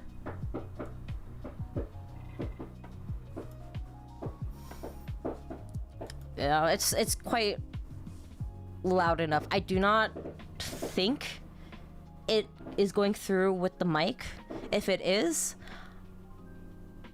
I apologize, question mark. But yeah. God, I don't even remember what I was about to say. Oh, I got distracted by the fireworks. Oh yeah, right. I used to have a shoujo phase, and it influenced me a lot when I first... Well, not first started drawing, but it influenced me a lot growing up, as I recognized that I like drawing even more and more as a kid. And it saddens me because I can't bring myself to look at shoujo anymore. I think the trope of misunderstanding and not communicating properly upsets me a little too much. So I can't enjoy it as I used to. I do still like shipping things. And the part of me that goes really, really intense when it comes to shipping comes out every now and then, but it saddens me that I don't have that same kind of spark energy as I used to. But yeah, I totally get it.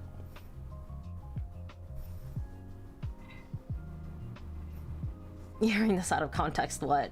Last one I watched was Mushishi. Just recuperating old ones, yeah. Let me see, I don't think I ever watched that one.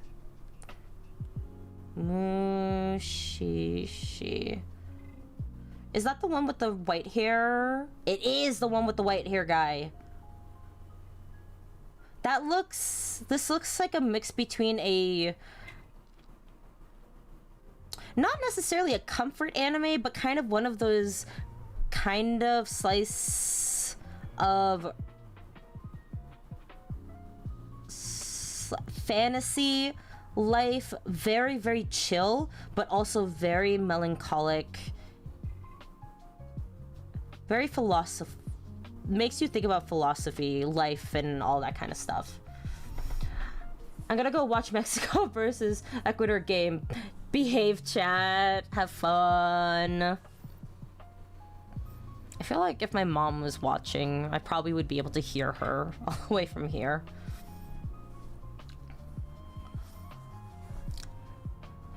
Yutaka Nakamura of Bunha Scene's Call to Me. I don't remember what scene's called to me in Boku no Hero. It's a whole good chunk of stuff, but Only romance shows I watch and enjoy is Watakoi. Watakoi is nice.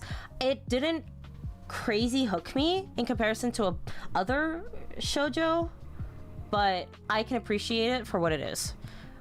Which kind of sucks because I know a lot of people who are big fans. You know what I still have yet to watch that I constantly got recommended by other people is oh god, it's Hori something.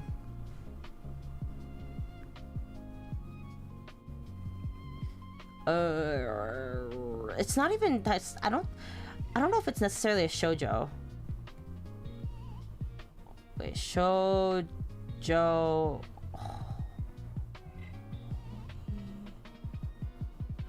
Hori-san? I think it probably is. Oh, Hori-san to Miyamura-kun. I think. Horimiya. Yeah, Horimiya. That was the one I got recommended by a lot of people. Really, that one's like really good.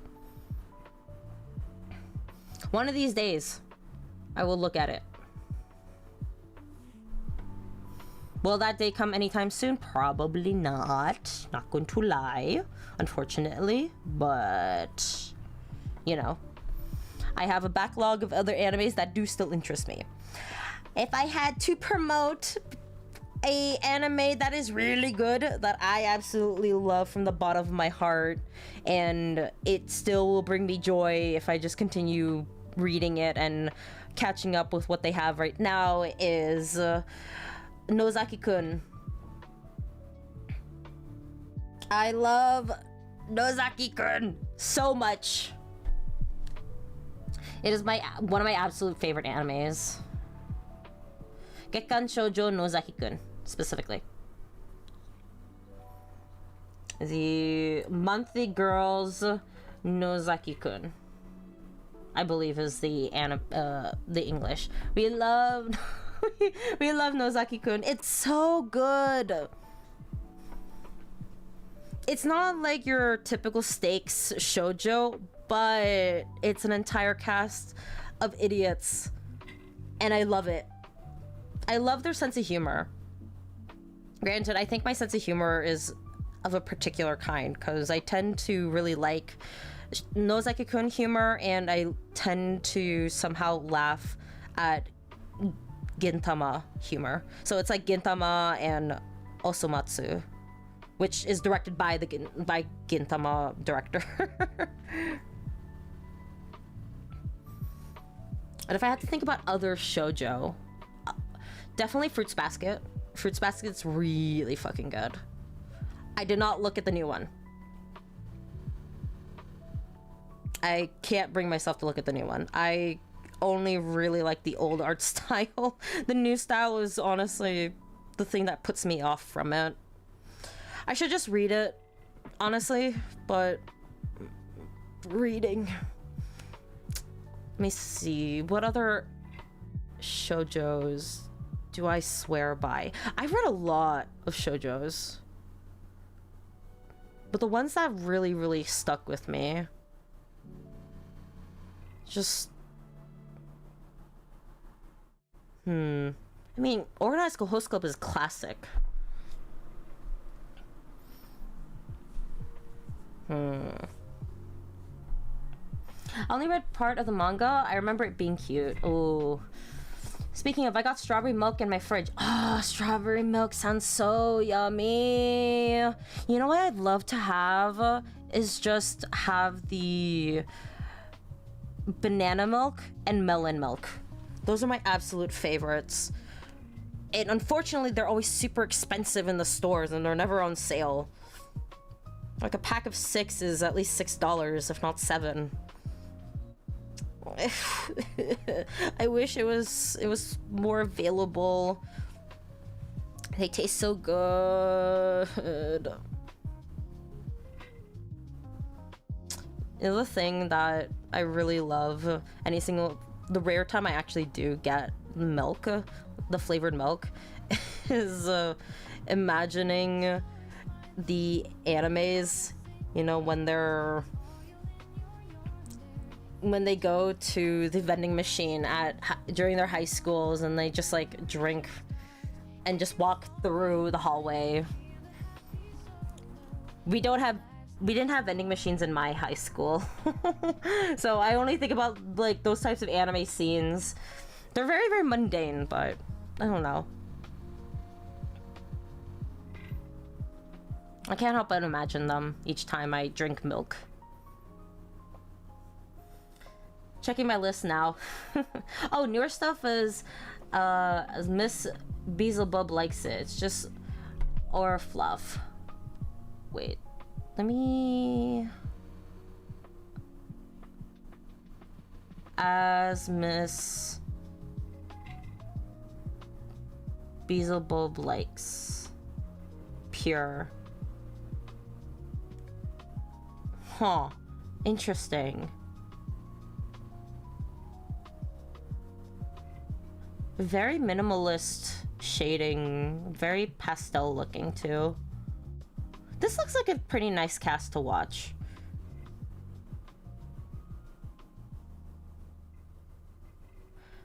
Definitely looks like the kind of anime I wouldn't check out on my own, but as a recommendation, I might actually look at this. Especially if you're saying it's pure, this would be really cute. I could definitely add this to my list. It's probably seinen, Clannad. Funny enough, I never looked at Clannad. And you know that's always the classic too. But it's also the classic where everybody cries.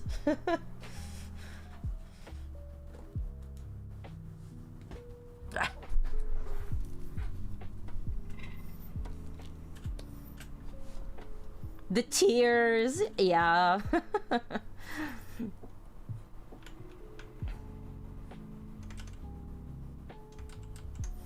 Bro, I don't think I'm ever ready to deal with crying in my animes.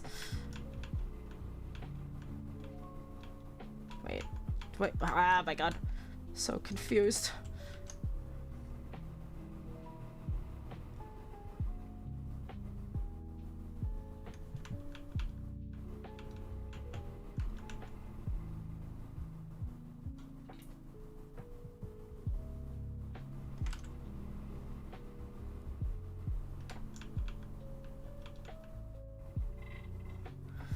I just want to give anime recs now if anyone needs. Oh,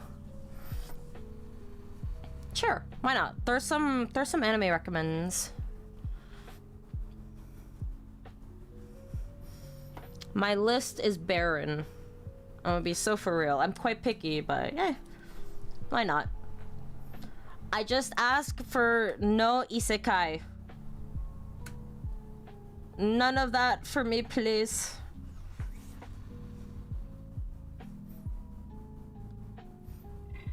It says can't deal with crying in anime, watched My Hero. Look, Boku no Hero is a variation of different things. The action scenes can distract you a lot. However, when you have specifically dedicated animes that are intended to pull... Sorry, I'm gonna move my mic. That are dedicated to pull at your heartstrings, like... Was it Promise? No, not Promise Evergarden. Is it? Am I thinking Promise Evergarden?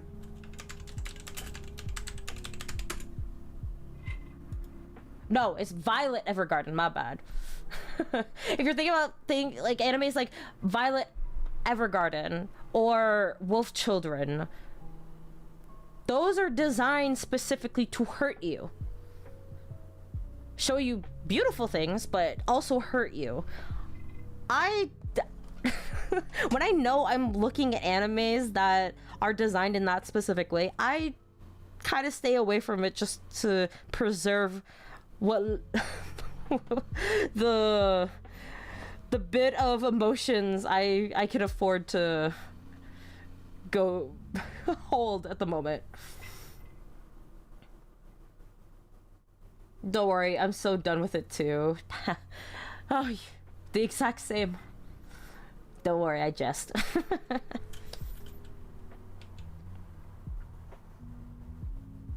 I like my cry fests every now and then. However, they need to be in moderation.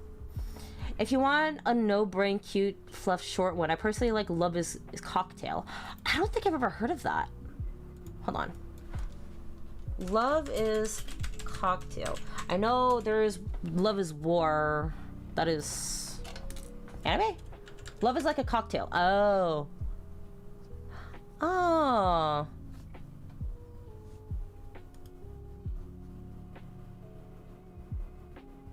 I see.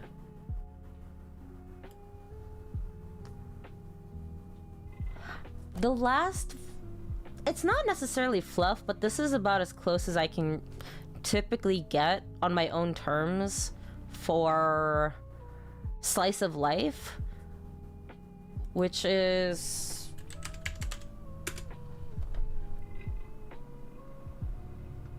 the... Oh, shoot. What is it called? I finished watching it. It's probably on the last thing. I actually have Anime Planet to keep track of all the animes that I've looked at. Where is it? Where is it? Where is it?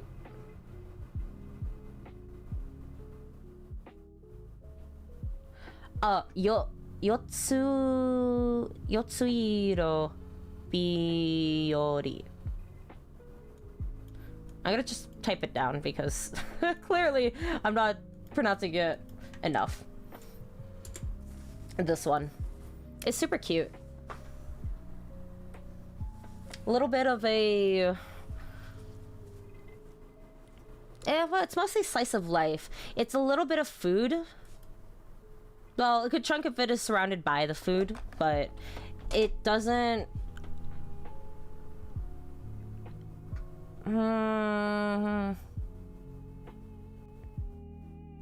I mean, I never watched Shokugeki no Soma, so I don't necessarily know the level of intensity food is involved with that anime. I can only base it off of just the clips that I saw. But this one is really nice. It's comfy. Also one of those animes that any single time I have a specific food item that the episode features, I will watch the episode and eat. Much like anyone who watches mukbangs. The two animes that hurt me were Eva and Devilman. Oh, right, Devilman, I forgot. I never looked at Eva, but... That's Evangelion, right? Yeah, I only have so much patience for One Piece. Unfortunately, watched Devilman just after Eva because friends said it was good, quote unquote. And I need to cheer up after your emotions, Eva. What an eventful week. I remember Devilman hitting. I don't remember if I cried to it. I'm trying to remember which ones I did cry for. Definitely Fruits Baskets. Just because it's such a empathetic anime that you're bound to cry. I'm not sure if you're into slow burn. My favorite is Mononoke. Technically horror, not really scary in my opinion. They're making a trilogy movie that's more action now. Mononoke. Is that...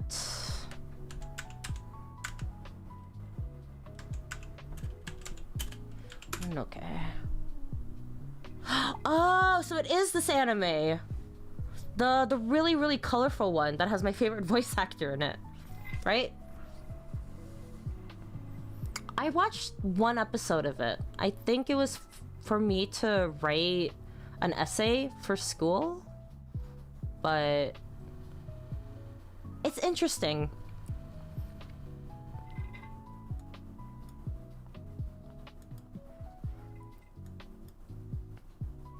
It looks like a more abstract anime.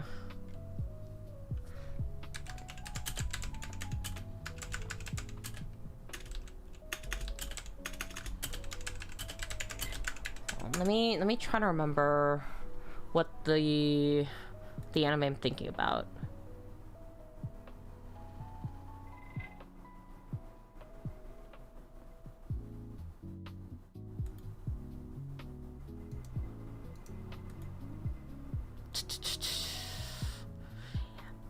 There's another horror anime I'm thinking. The girl looks like a doll. She has the hime cut long black hair, and she has red eyes. The rest of the cast members also have black hair and I think maybe red eyes. I remember one of the first episodes, there was a girl getting stalked and she sold her soul in order to get the guy off her back. But as a result, because she sold her soul, she's now guaranteed to go into hell. And she almost got killed before she made the deal. I'm trying to remember what the anime was called, but Mononoke gives me the vibes of that kind of anime, but more abstract and colorful in comparison. Oh, the story's actually coherent. The protagonist is enigmatic. Shiki. Oh, the vampire one? I actually watched it. I watched a clip of it in the same way that I watched Higurashi. I feel from the clip that I did see and the small little synopsis, I would probably give me the exact same feelings that the one scene in Effin' Lied made me feel, but for the entirety of the anime.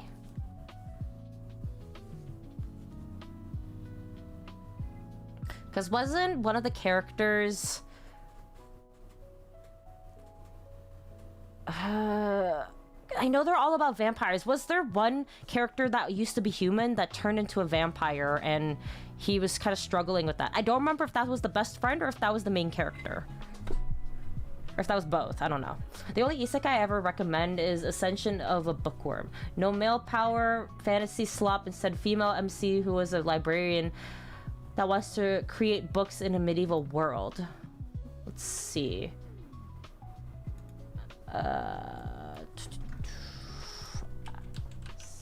Ascendance of a bookworm.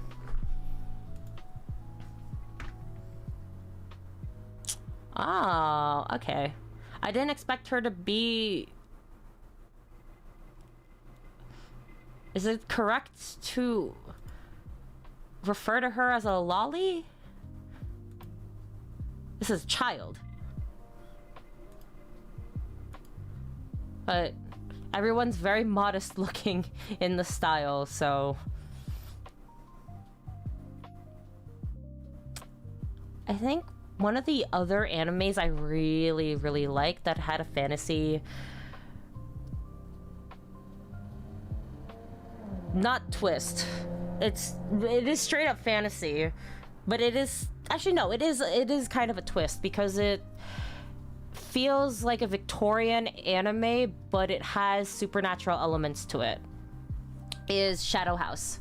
I love Shadow House so much, which I feel like I also need to finish. Oh no, there's no sexualization, don't worry. Oh, that's good. Wasn't there... There was another isekai one where it was a kid. No, there were two of them I'm thinking of. There was one that was a brown hair kid and it was an entire freaking harem anime. And then there was another one where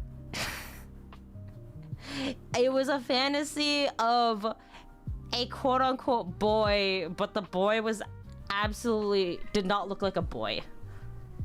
I was dying of laughter. Let me see if I can find a photo because it does not give boy.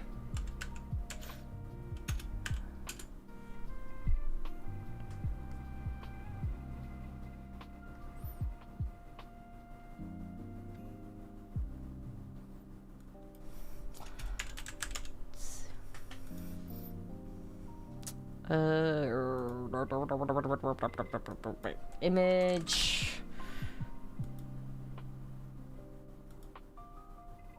Wait, what the heck? Image. From...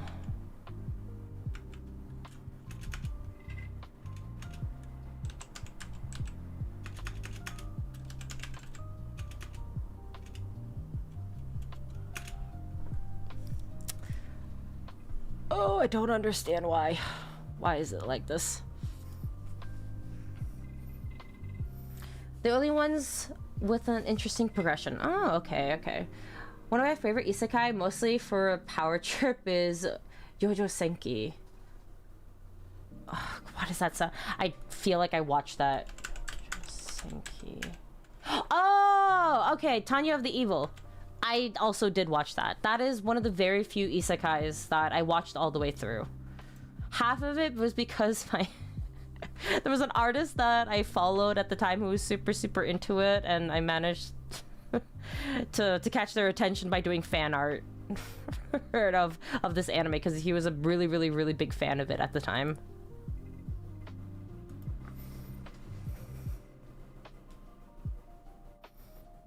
Yeah, this is one of the few unique isekais.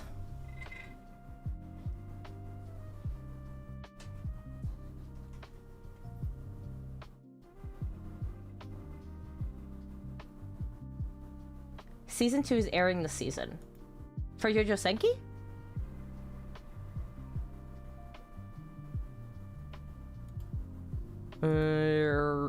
Wait, where the... It was before the isekai slop wave, so yeah. Ah, okay, that makes sense as to why it's good. I see.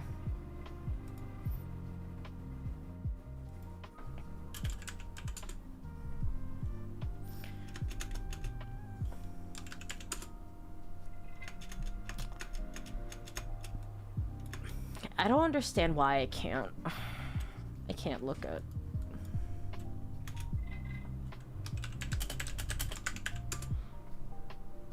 Oh, okay, here. I think I found it.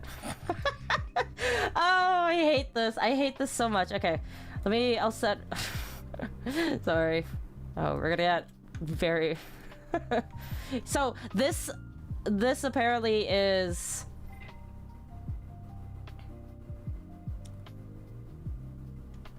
I don't know if this is a...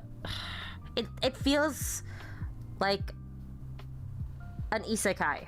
If it's not an isekai, it's just one of those slop fantasy animes. So I would like to preface, this is a boy. This is a boy. This is a boy. Boy. Oh, I hate anime.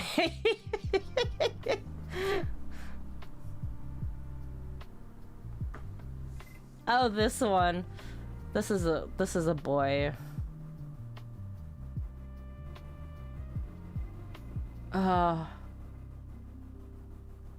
Why did they give him those legs? Bro, those legs, those hips.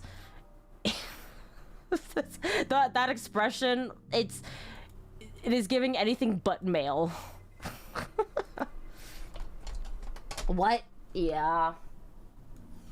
I was just dying of laughter with my friends when we came across this anime. It was like, the only thing that we could just repeat to ourselves is like, that's a boy. That's a boy. That's a male. That is a male. Animation is frustratingly good. Oh, that's unfortunate.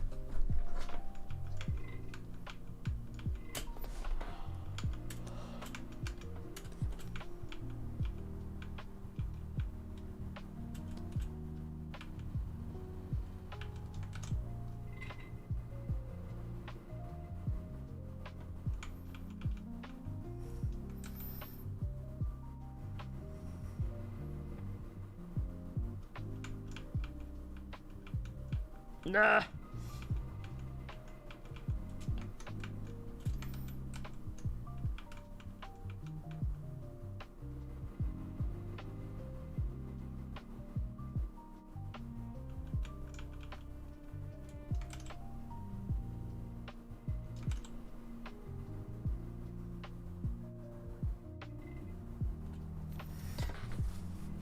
Have you ever watched Girls Last Tour? I did watch it. I don't fully remember if I watched all of it, but I did watch it. It was very nice.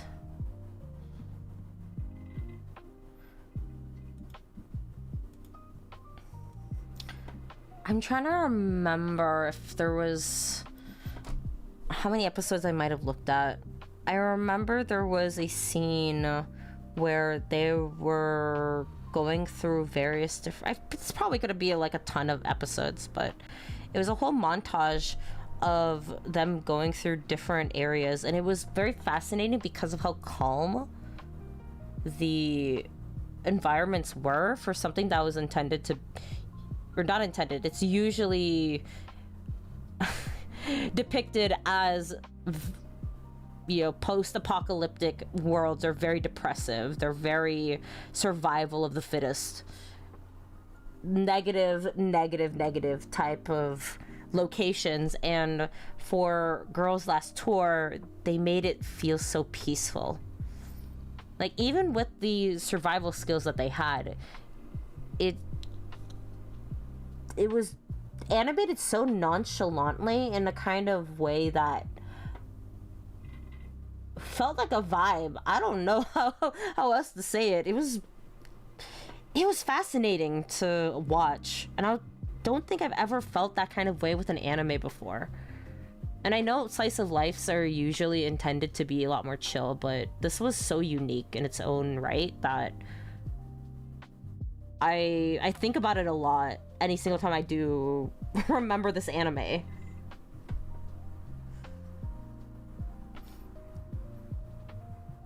Now, every now and then when I just think Sakana is because of it. Ah.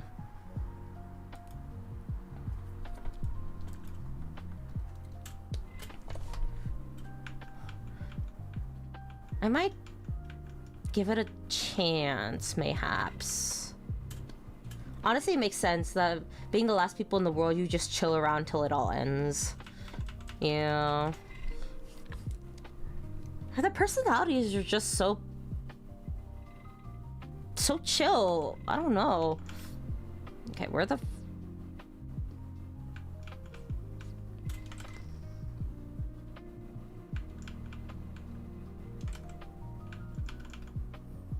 So...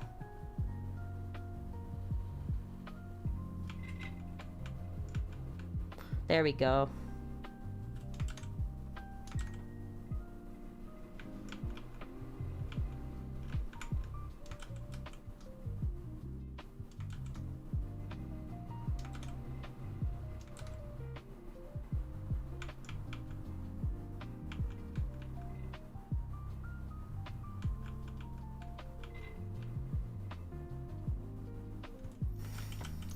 Chill with an aftertaste of melancholic, so good, yeah. I feel like there are probably a good bunch of different animes that also have that kind of vibe, but I don't watch enough to know what those might be anymore. Okay, where the heck?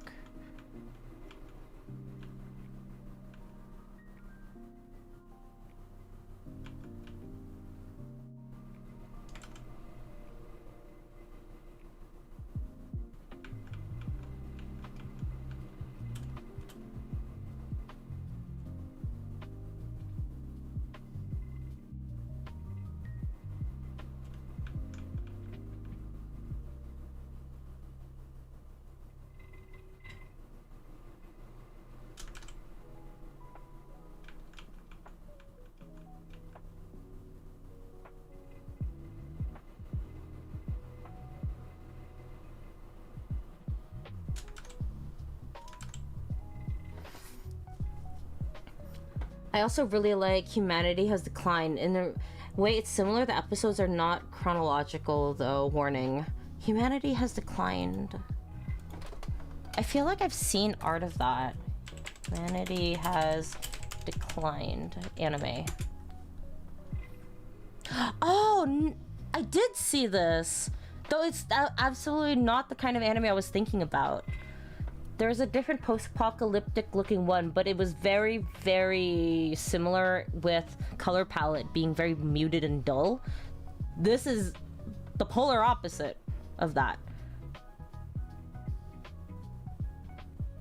This also mildly stuck out to me. But it also looked like a fantasy thing, so I definitely didn't check it out. What's so frustrating about this is the novels refuse to come out of Japan and I want to read them. Oh, the gatekeep. I see. Yeah, still pretty apocalyptic though in a different way. Huh.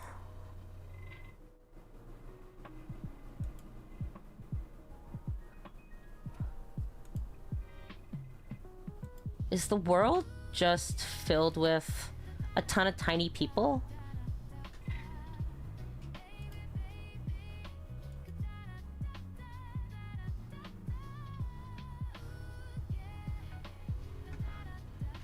This looks like one of those art styles that would pass for a movie.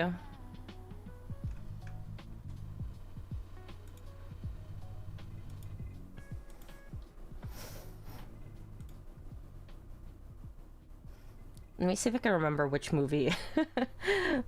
Or I could think about this specific poster, but I don't. I'm so bad with names. I gotta look it up.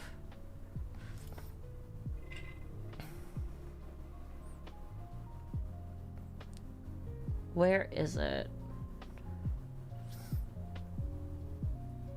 God, I wish that Anime Planet had a section that divided movies and animes separately as an option.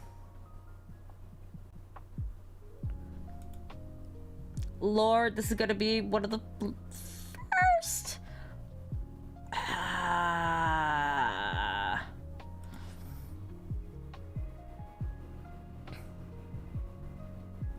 No?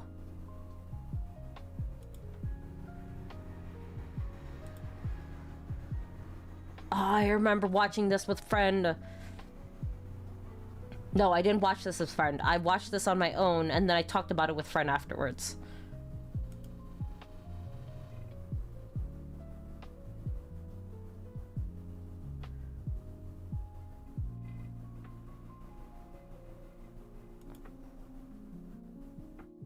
Oh my god, where is it?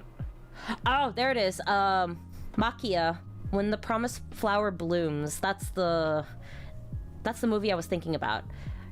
Humanity Has Declined has the kind of vibe that I feel like I get from Makia.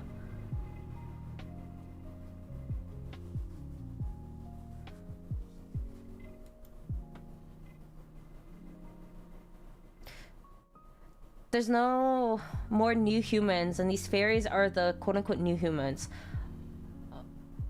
Well, like, they're really whimsical and super good at anything, but only when they want.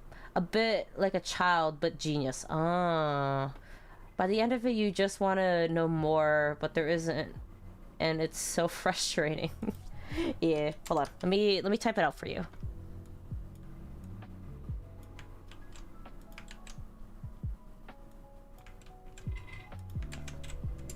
There we go.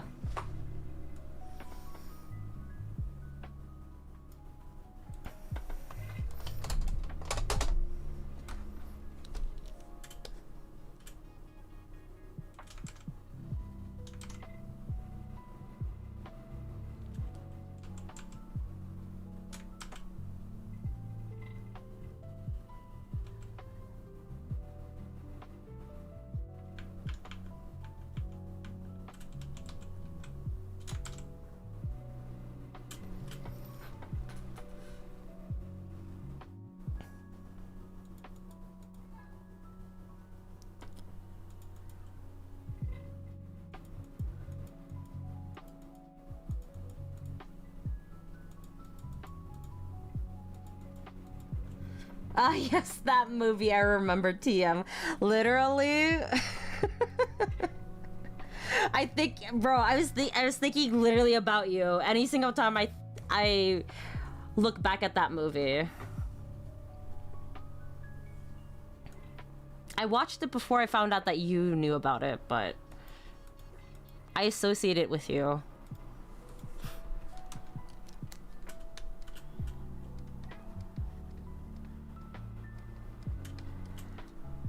By the way, if I die off before I get to send the art references and stuff tonight, oh, I apologize. I will send them to you If not today, at least tomorrow. when I have energy. I will probably be digging for a good chunk of stuff that ideally will help you.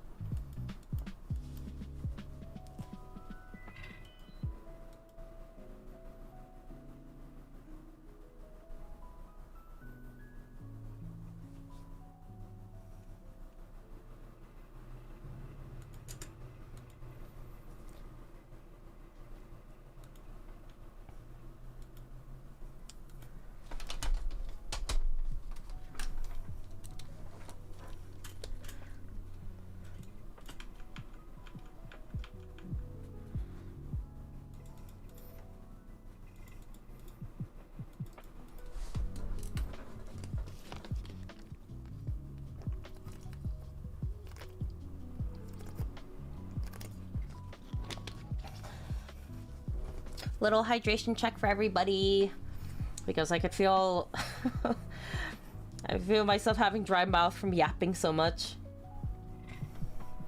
Man, I just realized I don't have many action animes to recommend that, one, aren't famous, two, actually recommend, and three, actually finish. To be fair, I don't finish a lot of things that I watch. Mainly due to the fact that I don't like the feeling of post-watch anime where I want more, but I'm already done. I get very depressed, and I can't handle that. So I usually prefer leaving everything to being unfinished, so I still feel like I have something to look forward to. Which is not good, but you know, I do finish some things. But I feel like I look at quite a bit of action animes that I really like. I do really miss being able to watch anime and see how amazing the animation is for fight scenes. I really, really miss that.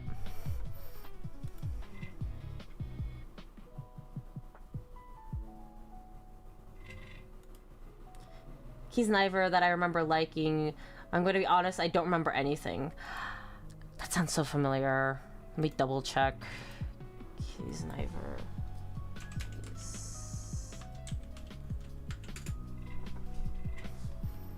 Oh, this anime! No, I never... Actually, no, I never watched it. Though I did listen to their openings.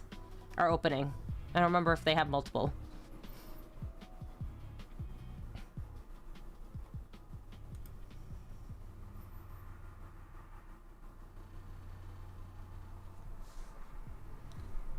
I do really like the art style for this one.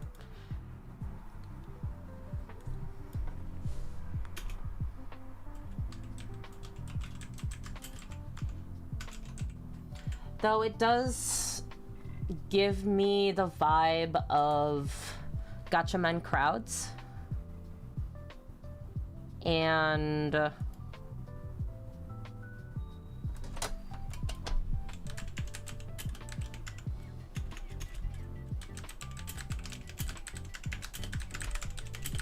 hold on, let me double check what the anime was called.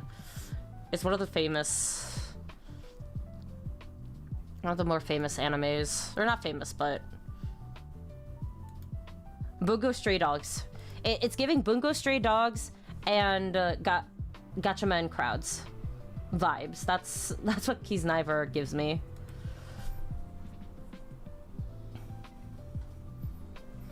I'm like that with games. It's unintentional. I was one mission away from finishing Cyberpunk and never got around to finishing it.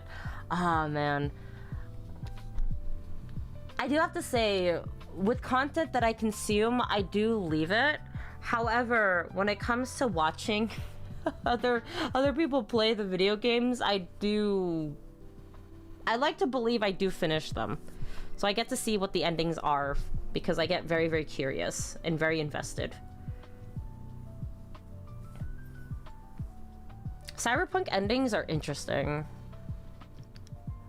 Though I only looked at the game, I never looked at the anime, and I know the anime is actually super depressing. And I don't think my heart can handle that. I saw one episode alone, and that was more than enough for me. Well, more than enough to tell me that I cannot handle it.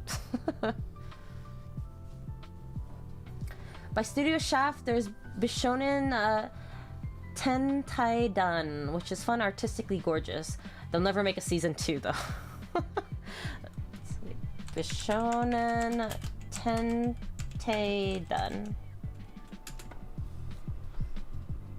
Oh, this one!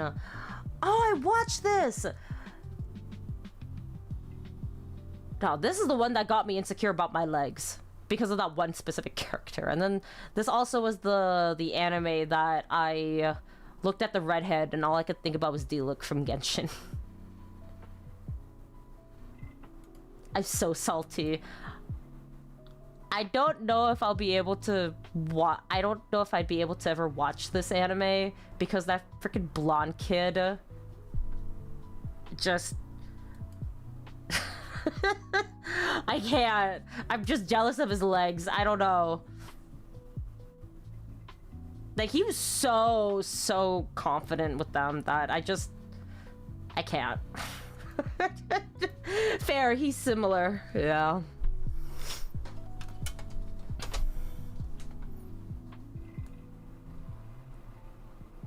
I'm trying to remember what the premise is for this anime. It was just only beautiful people are allowed in this club. Is what I think I remember from it. I could be wrong. I wish I had that confidence. God, if I could have a fraction. It's the same kind of deal when I look at drag queens and I see the level of confidence that they have, and all I can dream about is having just a mere fraction of that. These men look so good. And they're so confident in themselves. Well, at least they build up that confidence. I could learn a thing or two. Okay, where is the hand for this?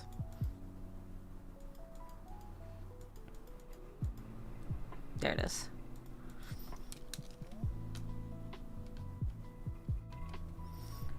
Only a Bishonen was allowed, so a pretty boy, but not like physically, because MC enters, but by heart. And solve mysteries. Oh.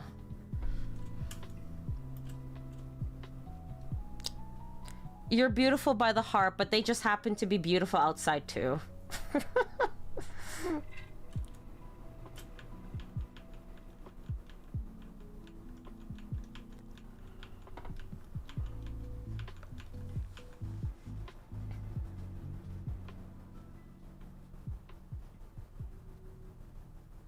No, I think it was just my salty ass not appreciating that blonde kid. And his legs. His perfect damn legs. I didn't like it.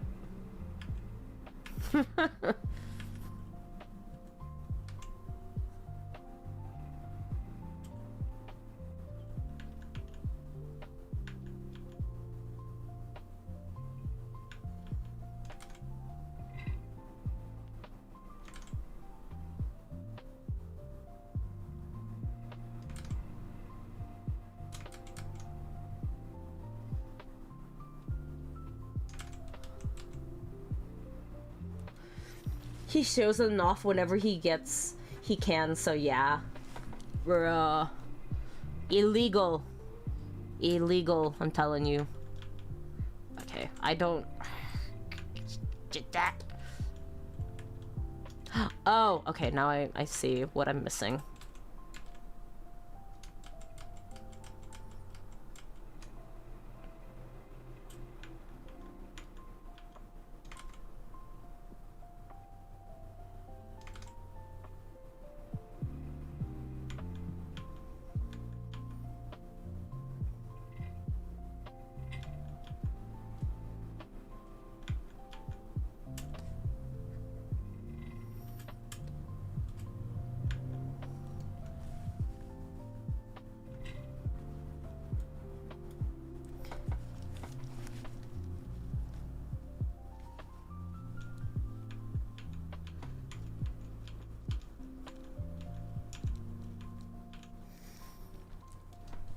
Oh my god, if we can just finish one frame today, that's gonna be a win for me.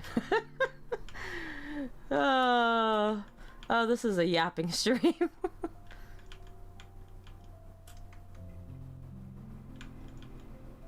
Okay, this needs to be a little bit further down.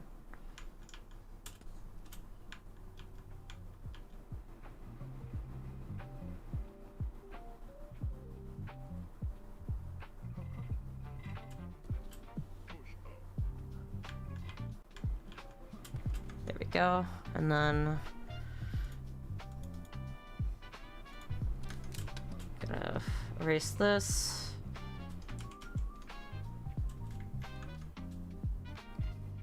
And then erase this. A really good one is Pluto. A lot more serious. Also recommended by a high school math teacher. That's crazy. Your math teacher was watching anime. Pluto anime. Oh, I think I might have come across that's oh.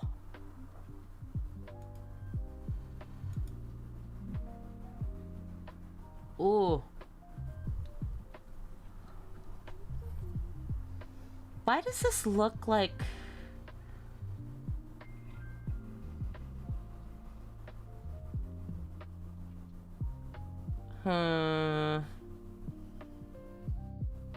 not Ghibli, but it's giving like his son.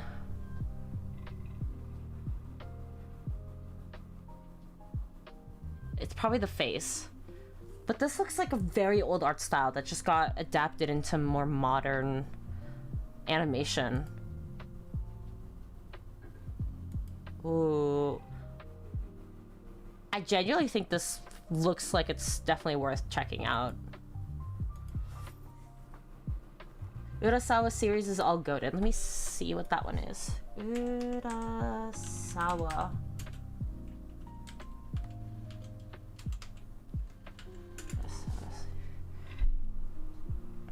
Oh, oh, wait, did they also do...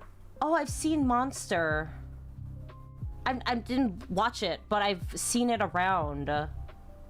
Oh.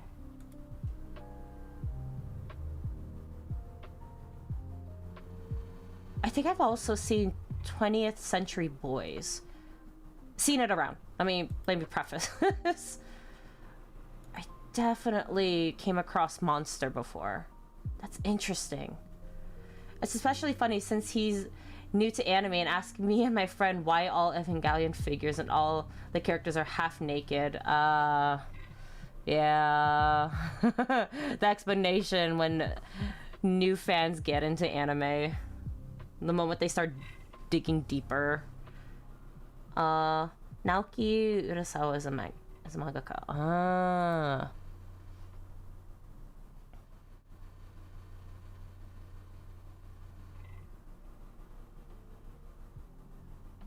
You do not see this kind of art style nowadays. Low-key, it is very refreshing. I think it's the realism aspect of it for the proportions. Oh, you know why? Let me see if I can grab one of the screenshots from Pluto. I think it might have been Pluto.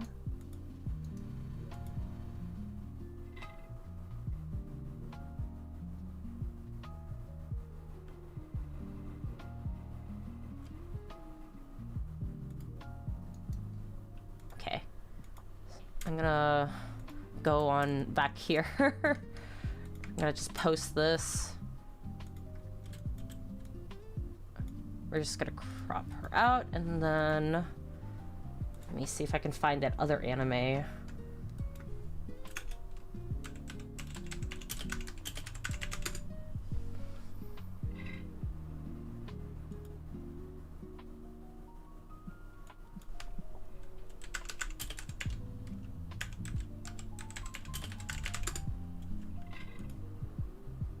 Where is it?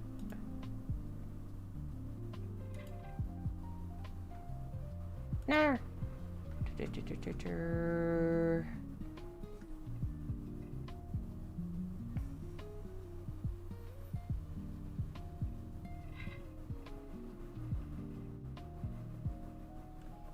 Alright.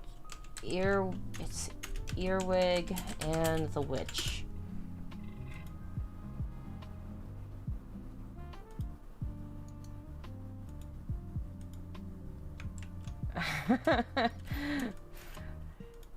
A little bit different. However, I think just by memory alone, this is the reason why I was thinking about this movie.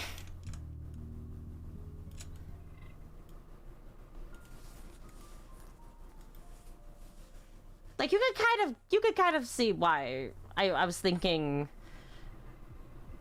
Ghibli, or his son specifically. Definitely the realism. It's still a new anime, polished in a way. I'll never unsee it now. I'm sorry. I'm sure Pluto is really, really good. Apparently, the Earwig and the Witch was kind of meh. Which makes me feel really, really bad, just because Miyazaki's son is forever in a shadow, and I really wish that was not the case, because he's treated very horribly by his father.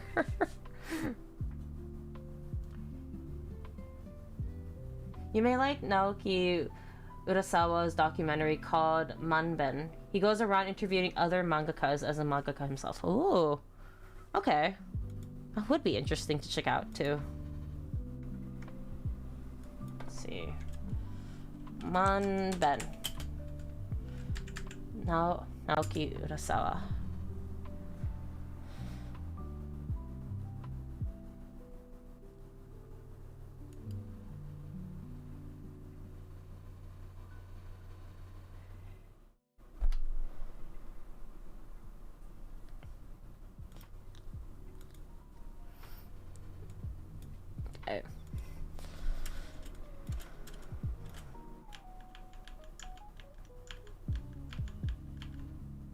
Hey, I got to do 1 frame. Oh my god.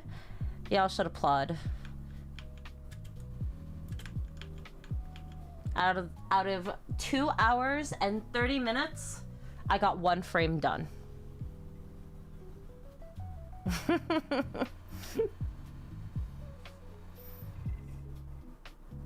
Yay!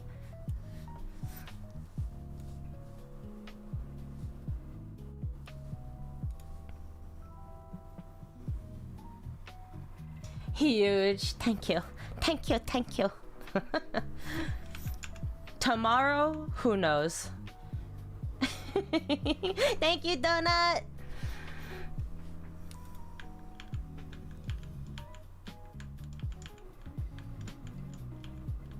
Hey, do I want to? No, I should be good. I should do at least 2 frames. I'll do 2 frames. I want to turn my fan, but I also don't want the audio to go through because I still haven't figured out audio settings.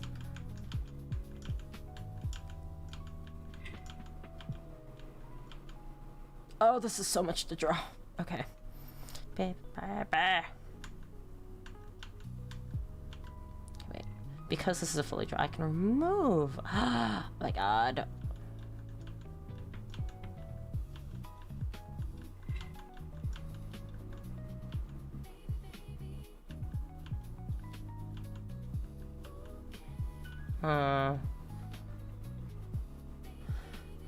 I should definitely go. It's late. I have to go somewhere in the morning. Good night. Thank you for joining Lazy Invisible Alien. Good night. Rest well. I do not think I will be streaming for too much longer. I'm still deciding if I'm gonna have the energy to actually fully draw another frame. I'm still deciding. I should be good and I should draw it, but I really don't want to. But I'm gonna have to do it eventually. Pain.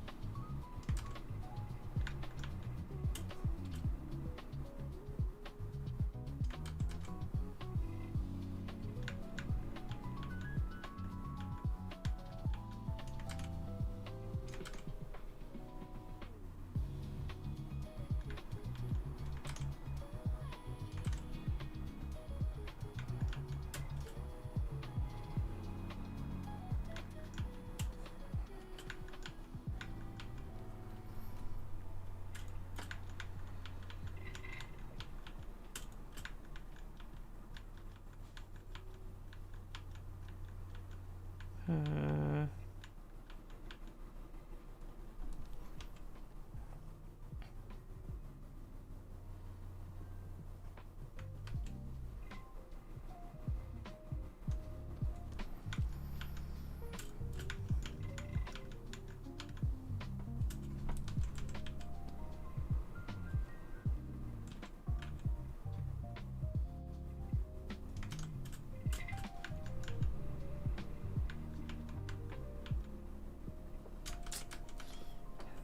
This is...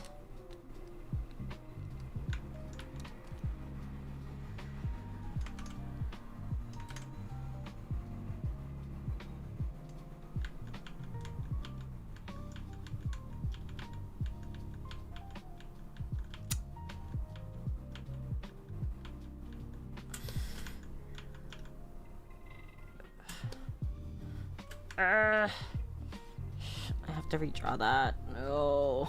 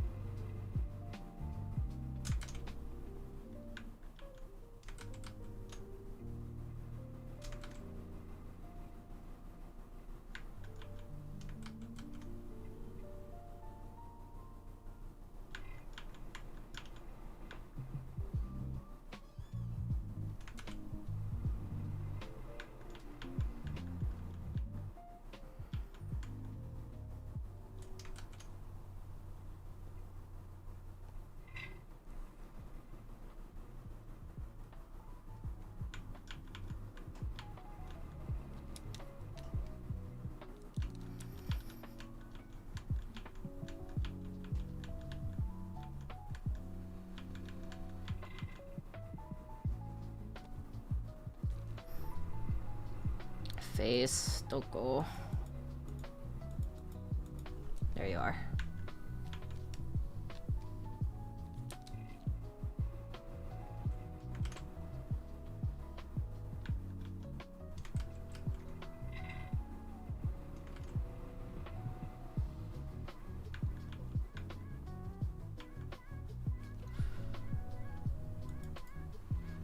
Yeah.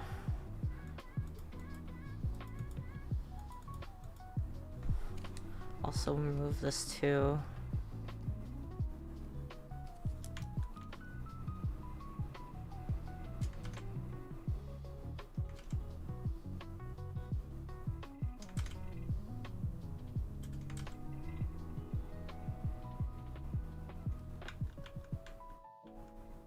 Oh, this is gonna be so annoying.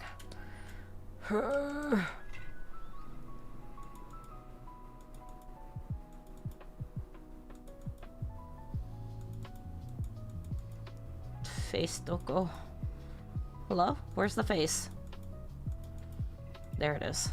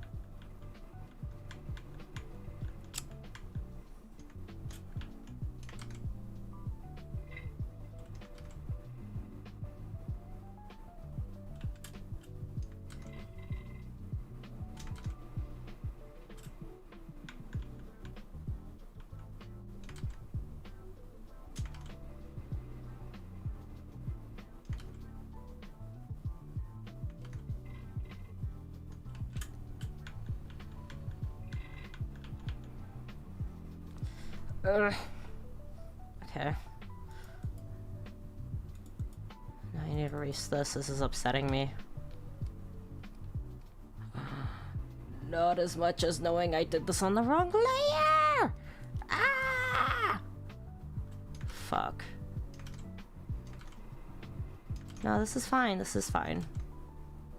This is fine.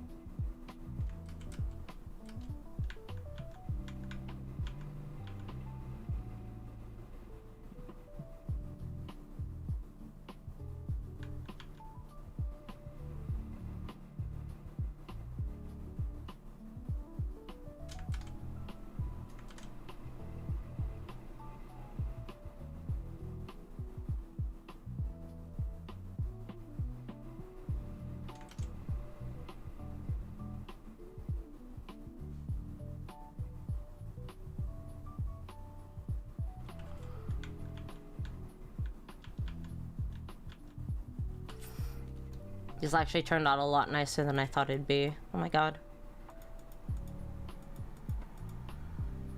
Where is this? There it is.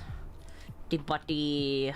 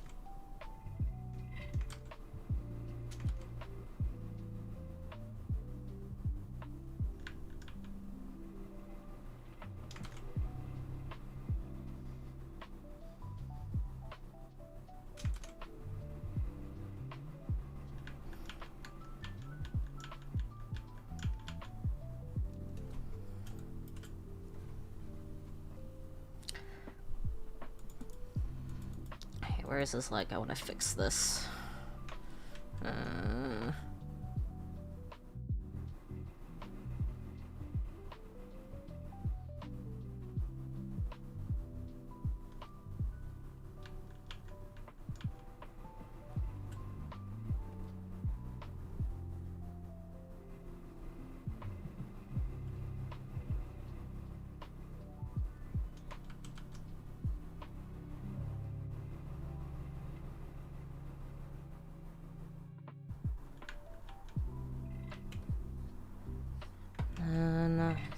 Just thin this up like a little bit.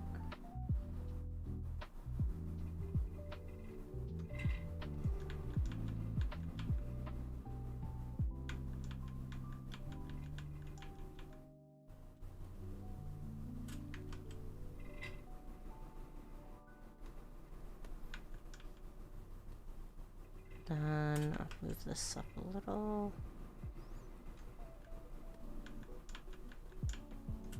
There we go.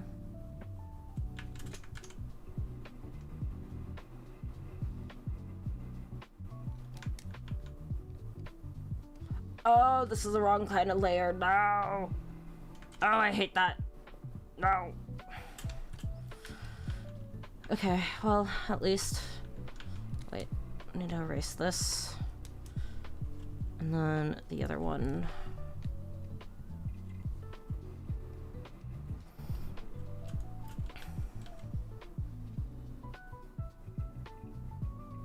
Oh, I don't...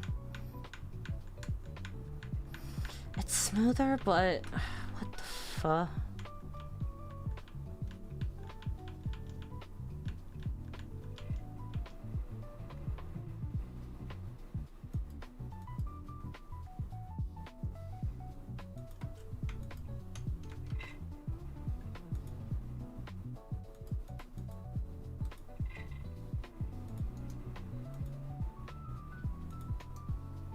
Mask.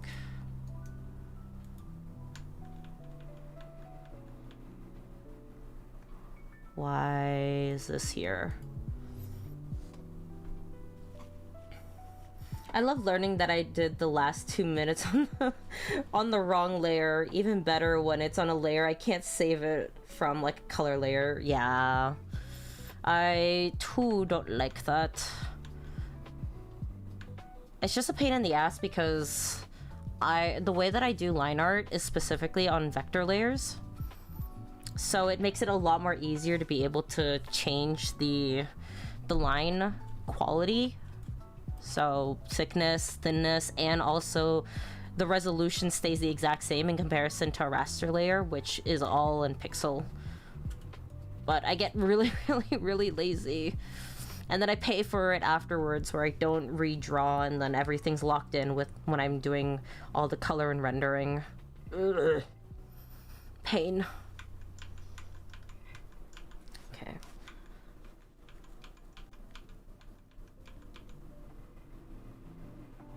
Oh damn, you use vector layers for line art? Takes notes. Yeah, bro. Okay, hold on. Let me show you. Alright. So raster layer. We're gonna zoom in well, this is about as big as the canvas is gonna get. Right, so raster layer, we're gonna use the normal G pen. We're gonna go for 8. Wow, what the fuck? Okay, we're gonna do a normal star, and then we're gonna do the vector layer. Another star of basically the same. So we're gonna take both of these, and then we're going to enlarge it. Look at the difference.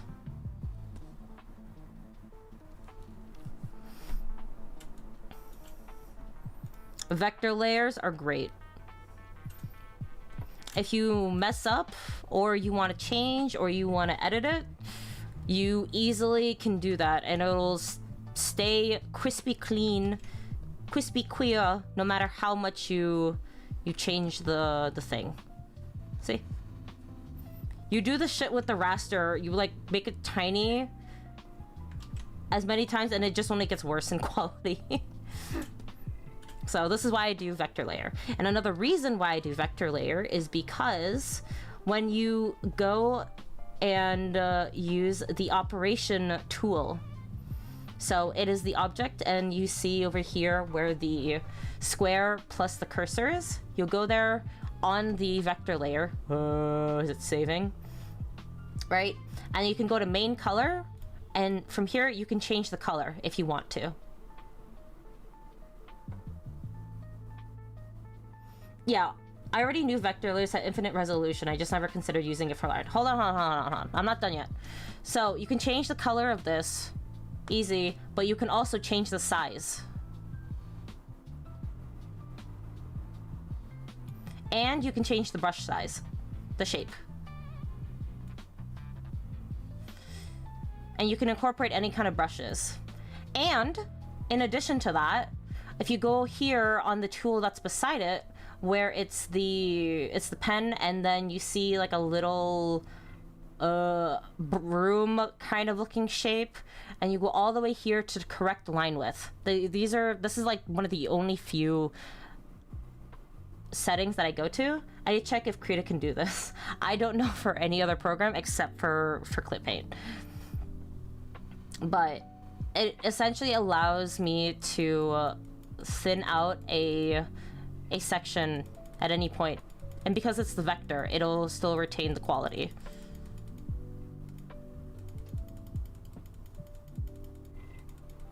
But yeah, you can do thickness this way.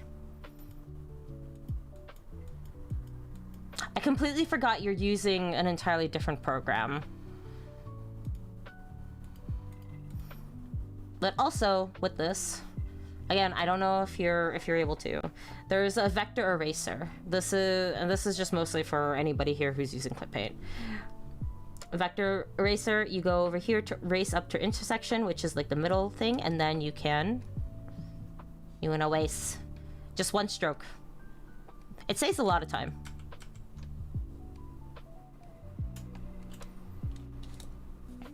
I use Procreate for now, but I want to get a tablet for PC. Is it like normal tablet, or are you thinking of the screen ones?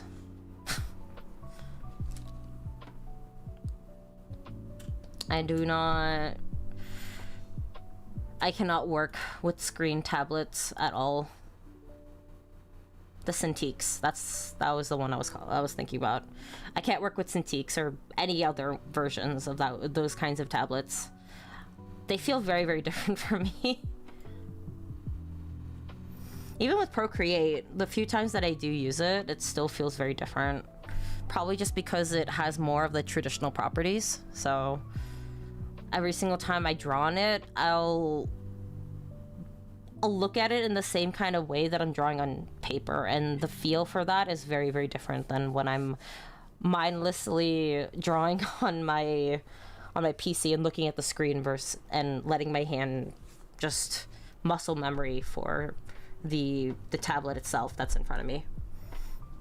A screen tablet looks tempting, but there's also other things I want to get. I've been doing photography. I'll probably get a non-screen tablet. Too many hobbies, too much money required. Understandable. I did see that you were getting a lot more in photography, so that makes sense. I would imagine though that you'd probably be investing more in different lenses to get different effects. Dry mouth. Another water check for everybody.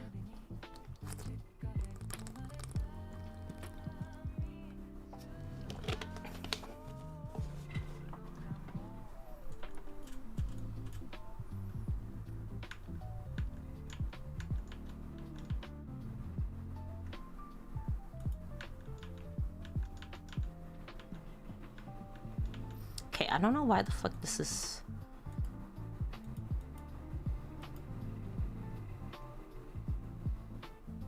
Was this accidentally made? Oh my god, I hate that.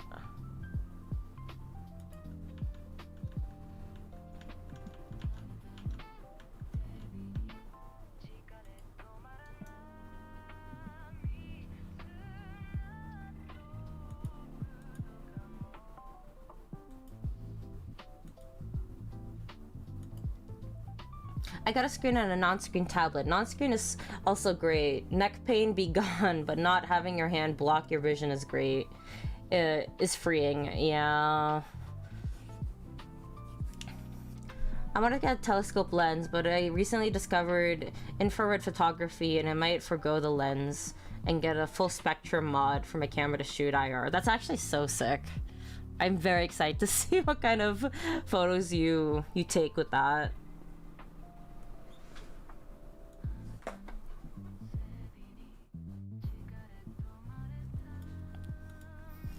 Oh, to get back into photography, however, the triangle forever confuses me.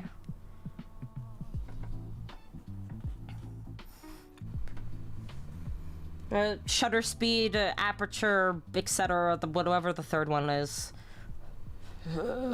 Always having to remember that and adjust it is a bit much. Okay, I don't know what the heck this is, so I'm gonna just delete it.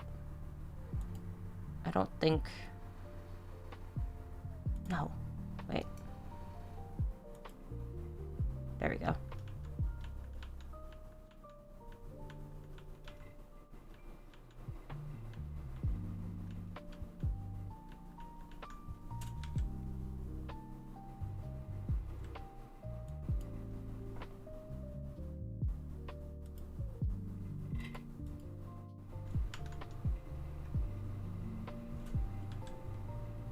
Honestly, exposure is pretty easy. Most people kind of set and forget their aperture ISO and make small adjustments with shutter speed. I always thought that you'd have to adjust it every single time, which is crazy to me whenever I think about photographers that capture time-sensitive subjects. You know, like sunset, sunrises, or I guess specific moving subjects like animals.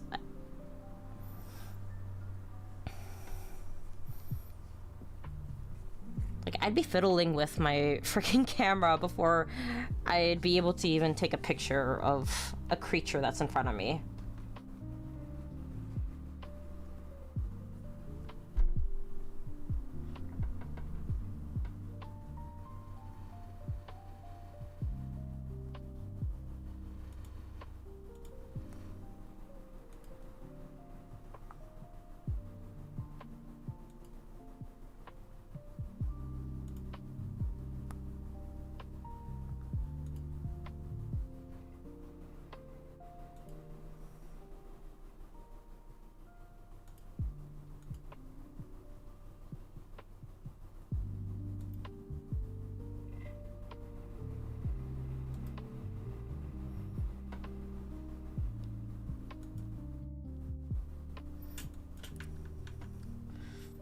It depends on what you're shooting. Yeah, sometimes you get something cool pop up suddenly and your camera settings aren't right to capture a good photo.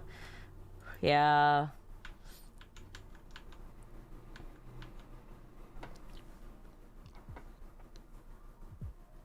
It always sucks.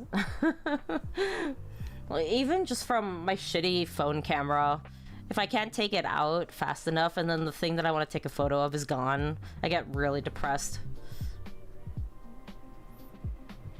You kind of got to set your camera beforehand and have a plan for what you want to photograph. Yeah, that makes sense.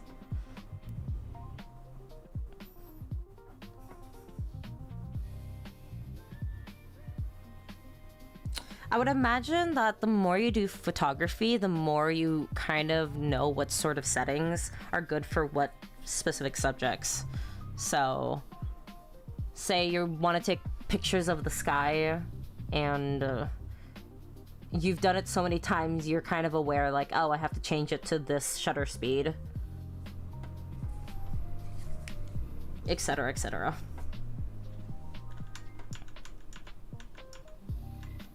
Okay.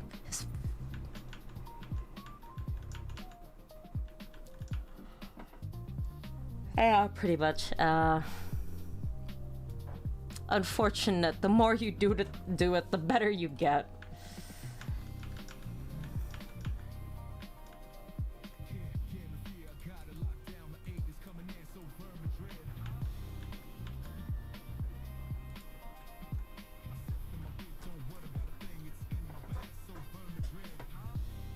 Have you actually tried taking photographs of animals, Seth?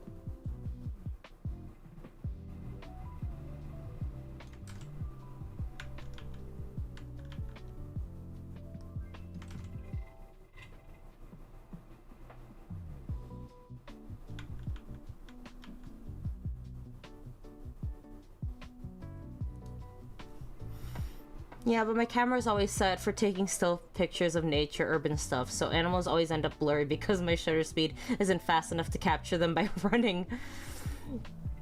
Capture them running by. I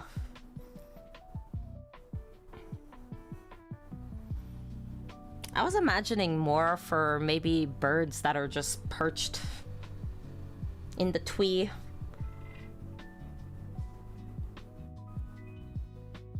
Or maybe squirrels that are just sitting nearby eating an acorn or something.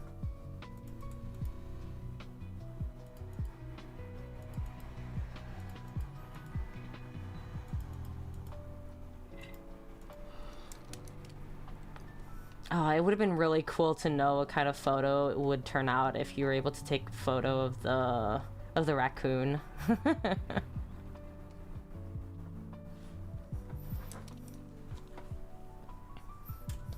Fat little guy on the tree.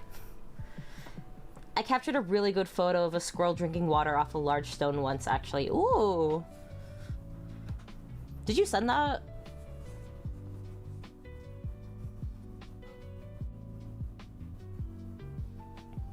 I mostly remember the sky shots from the mountain. Nope, but I can. Onegai.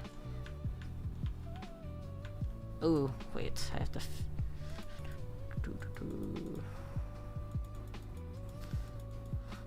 I would like to see photographs of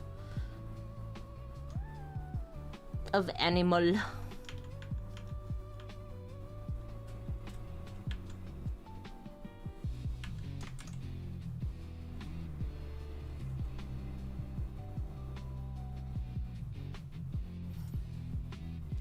God, I need to find it in my 1,000+ photo library.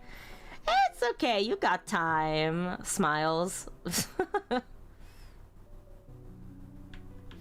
Okay.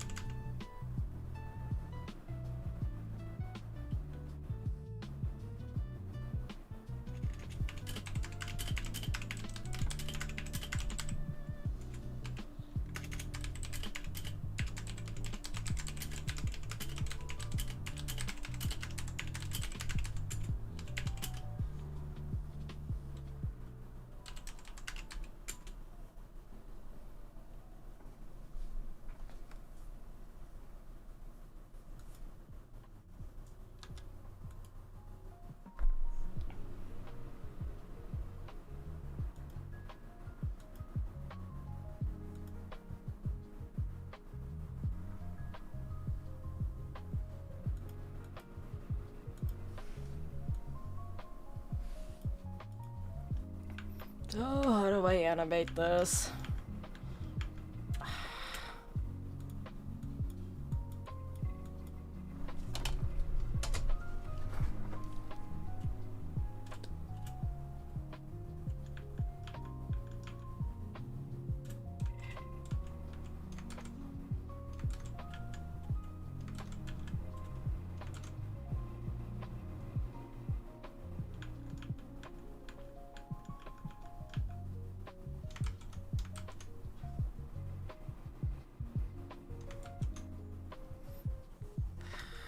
Okay. Let's see what sticks.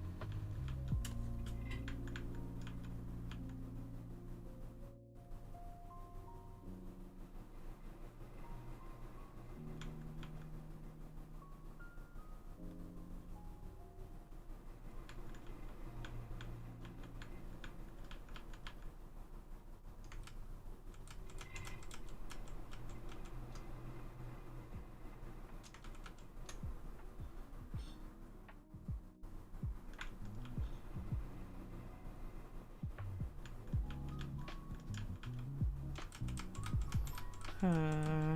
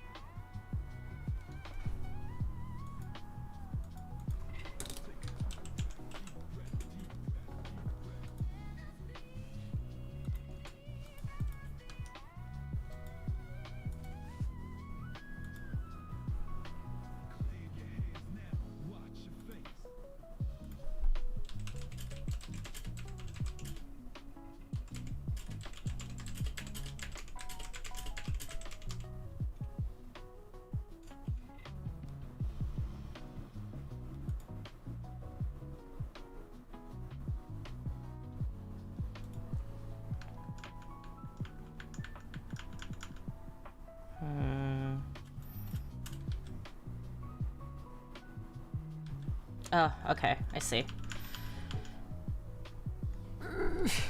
God, I have to...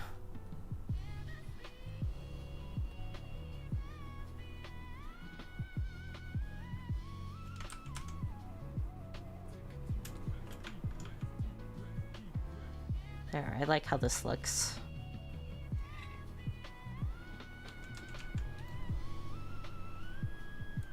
Are you winning? Yes, I feel like I'm winning with just this hand. I felt like I was losing. Now I figured it out, hopefully. I will continue to lose if this doesn't look as good as I'm hoping it does. Because sketches can trick you. I'm also not using a proper reference.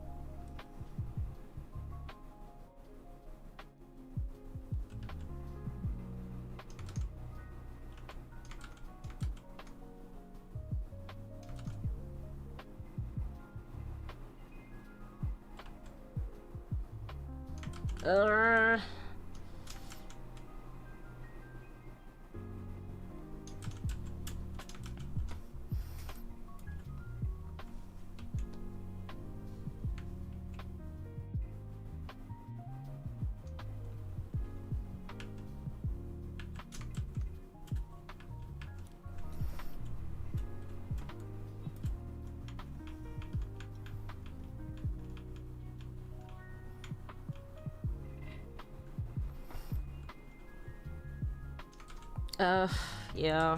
The sketch looks better. Okay,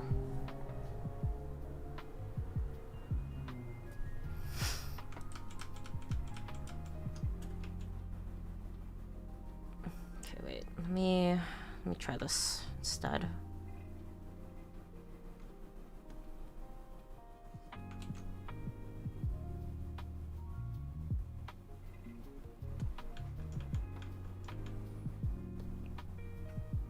Also not really a fan of how this... Like...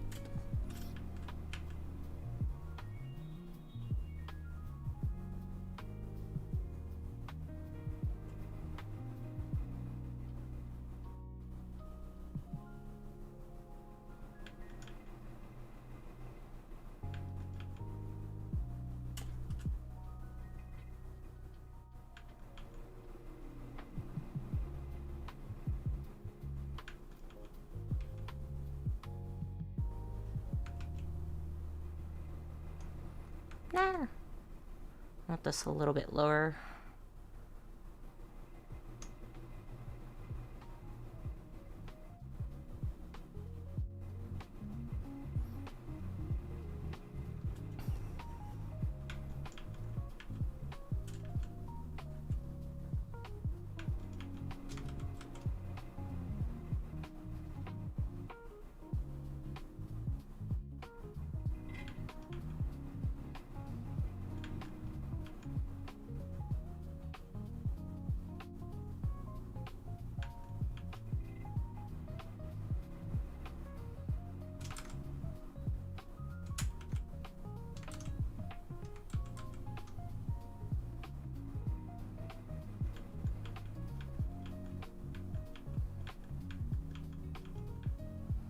Oh, I have to finish. Fuck, I have to edit the goggles. Where is it? Where? Oh no.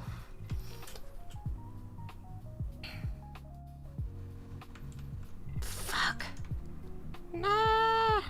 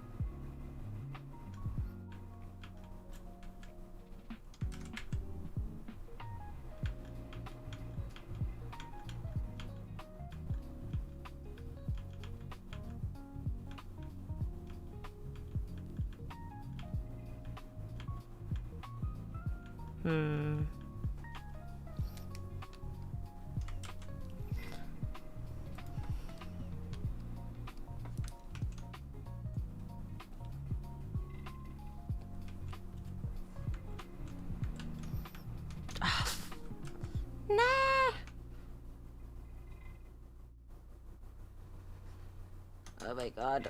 Why are all these wrong layers?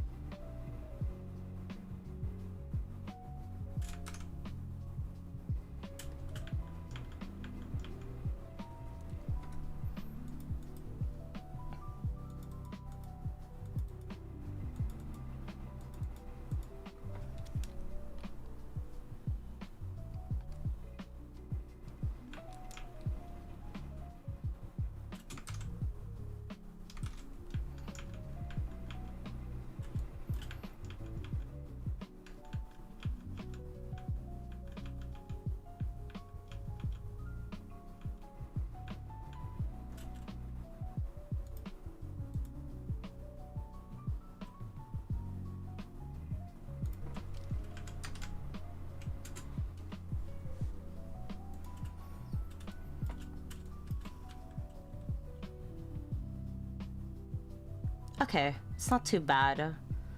I am winning a little bit.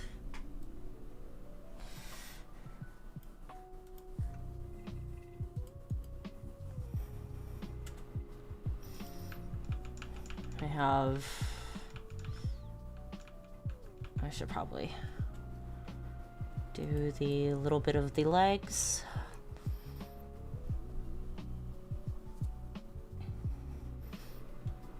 Oh, I just realized I didn't say. No. Oh my god. Oh my god. I didn't save!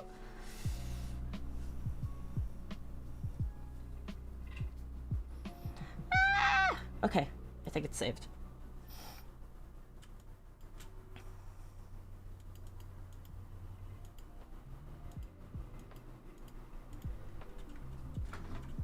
No, it's okay, it's okay. It's saved. We're good, we're good. We okay.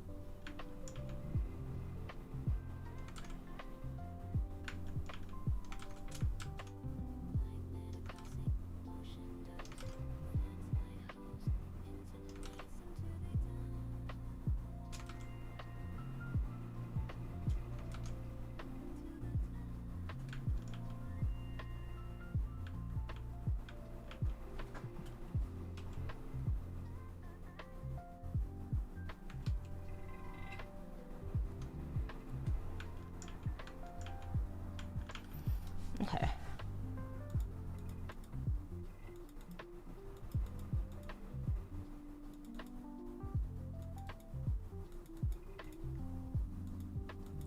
Should be fine. I'm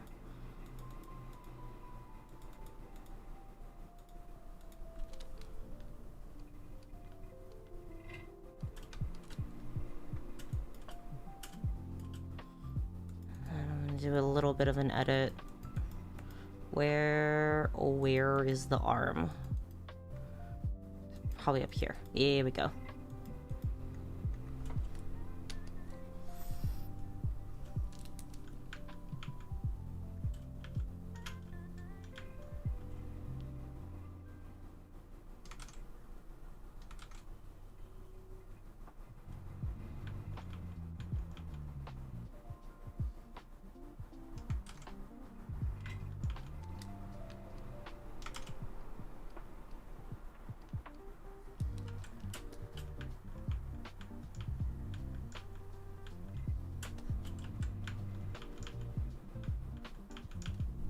Okay. It's a little scuff looking, but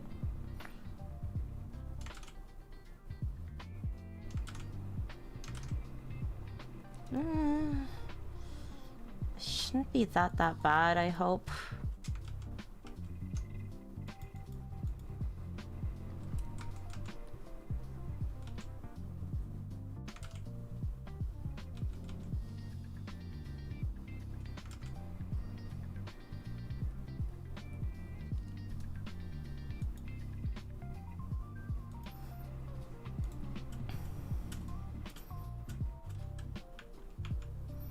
And I can remove this.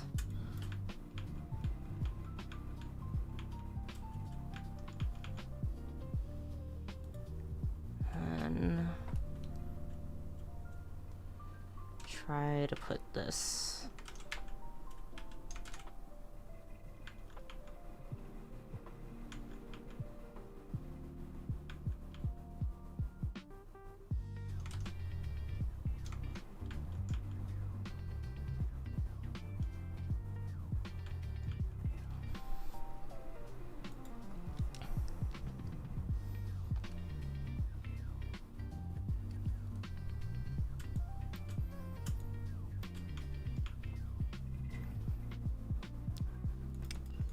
Where is the other arm?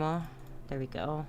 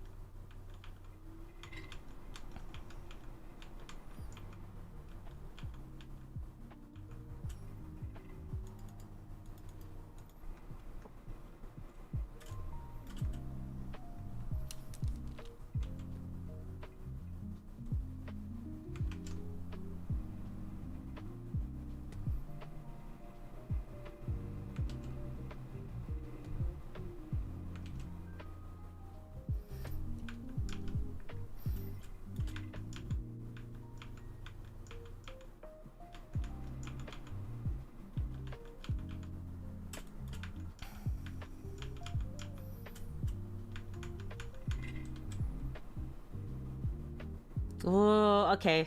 It's slowly coming together. I'm so happy. Oh, walk cycles. Pain.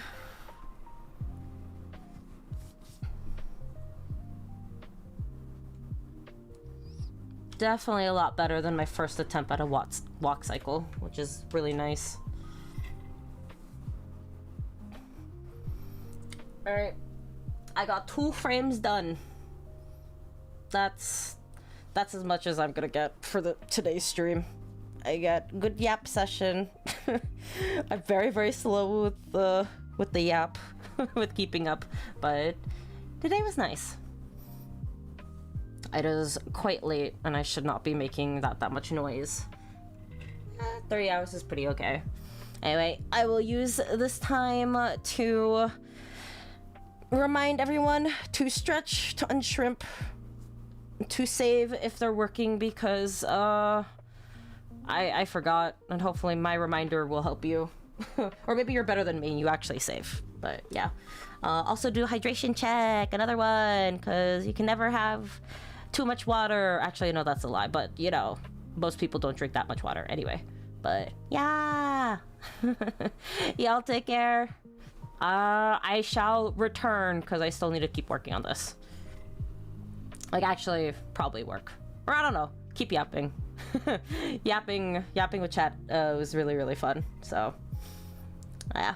Y'all have good day, good evening, good afternoon, for whatever it is. Go to bed if it's not... if it... Don't go to bed too late. And also make sure to eat if you haven't. Or at least have a small thing if you can't. If you can't, like, cook or anything like that. But yeah, alright, good night. I'll see you guys later. Bye. Bye.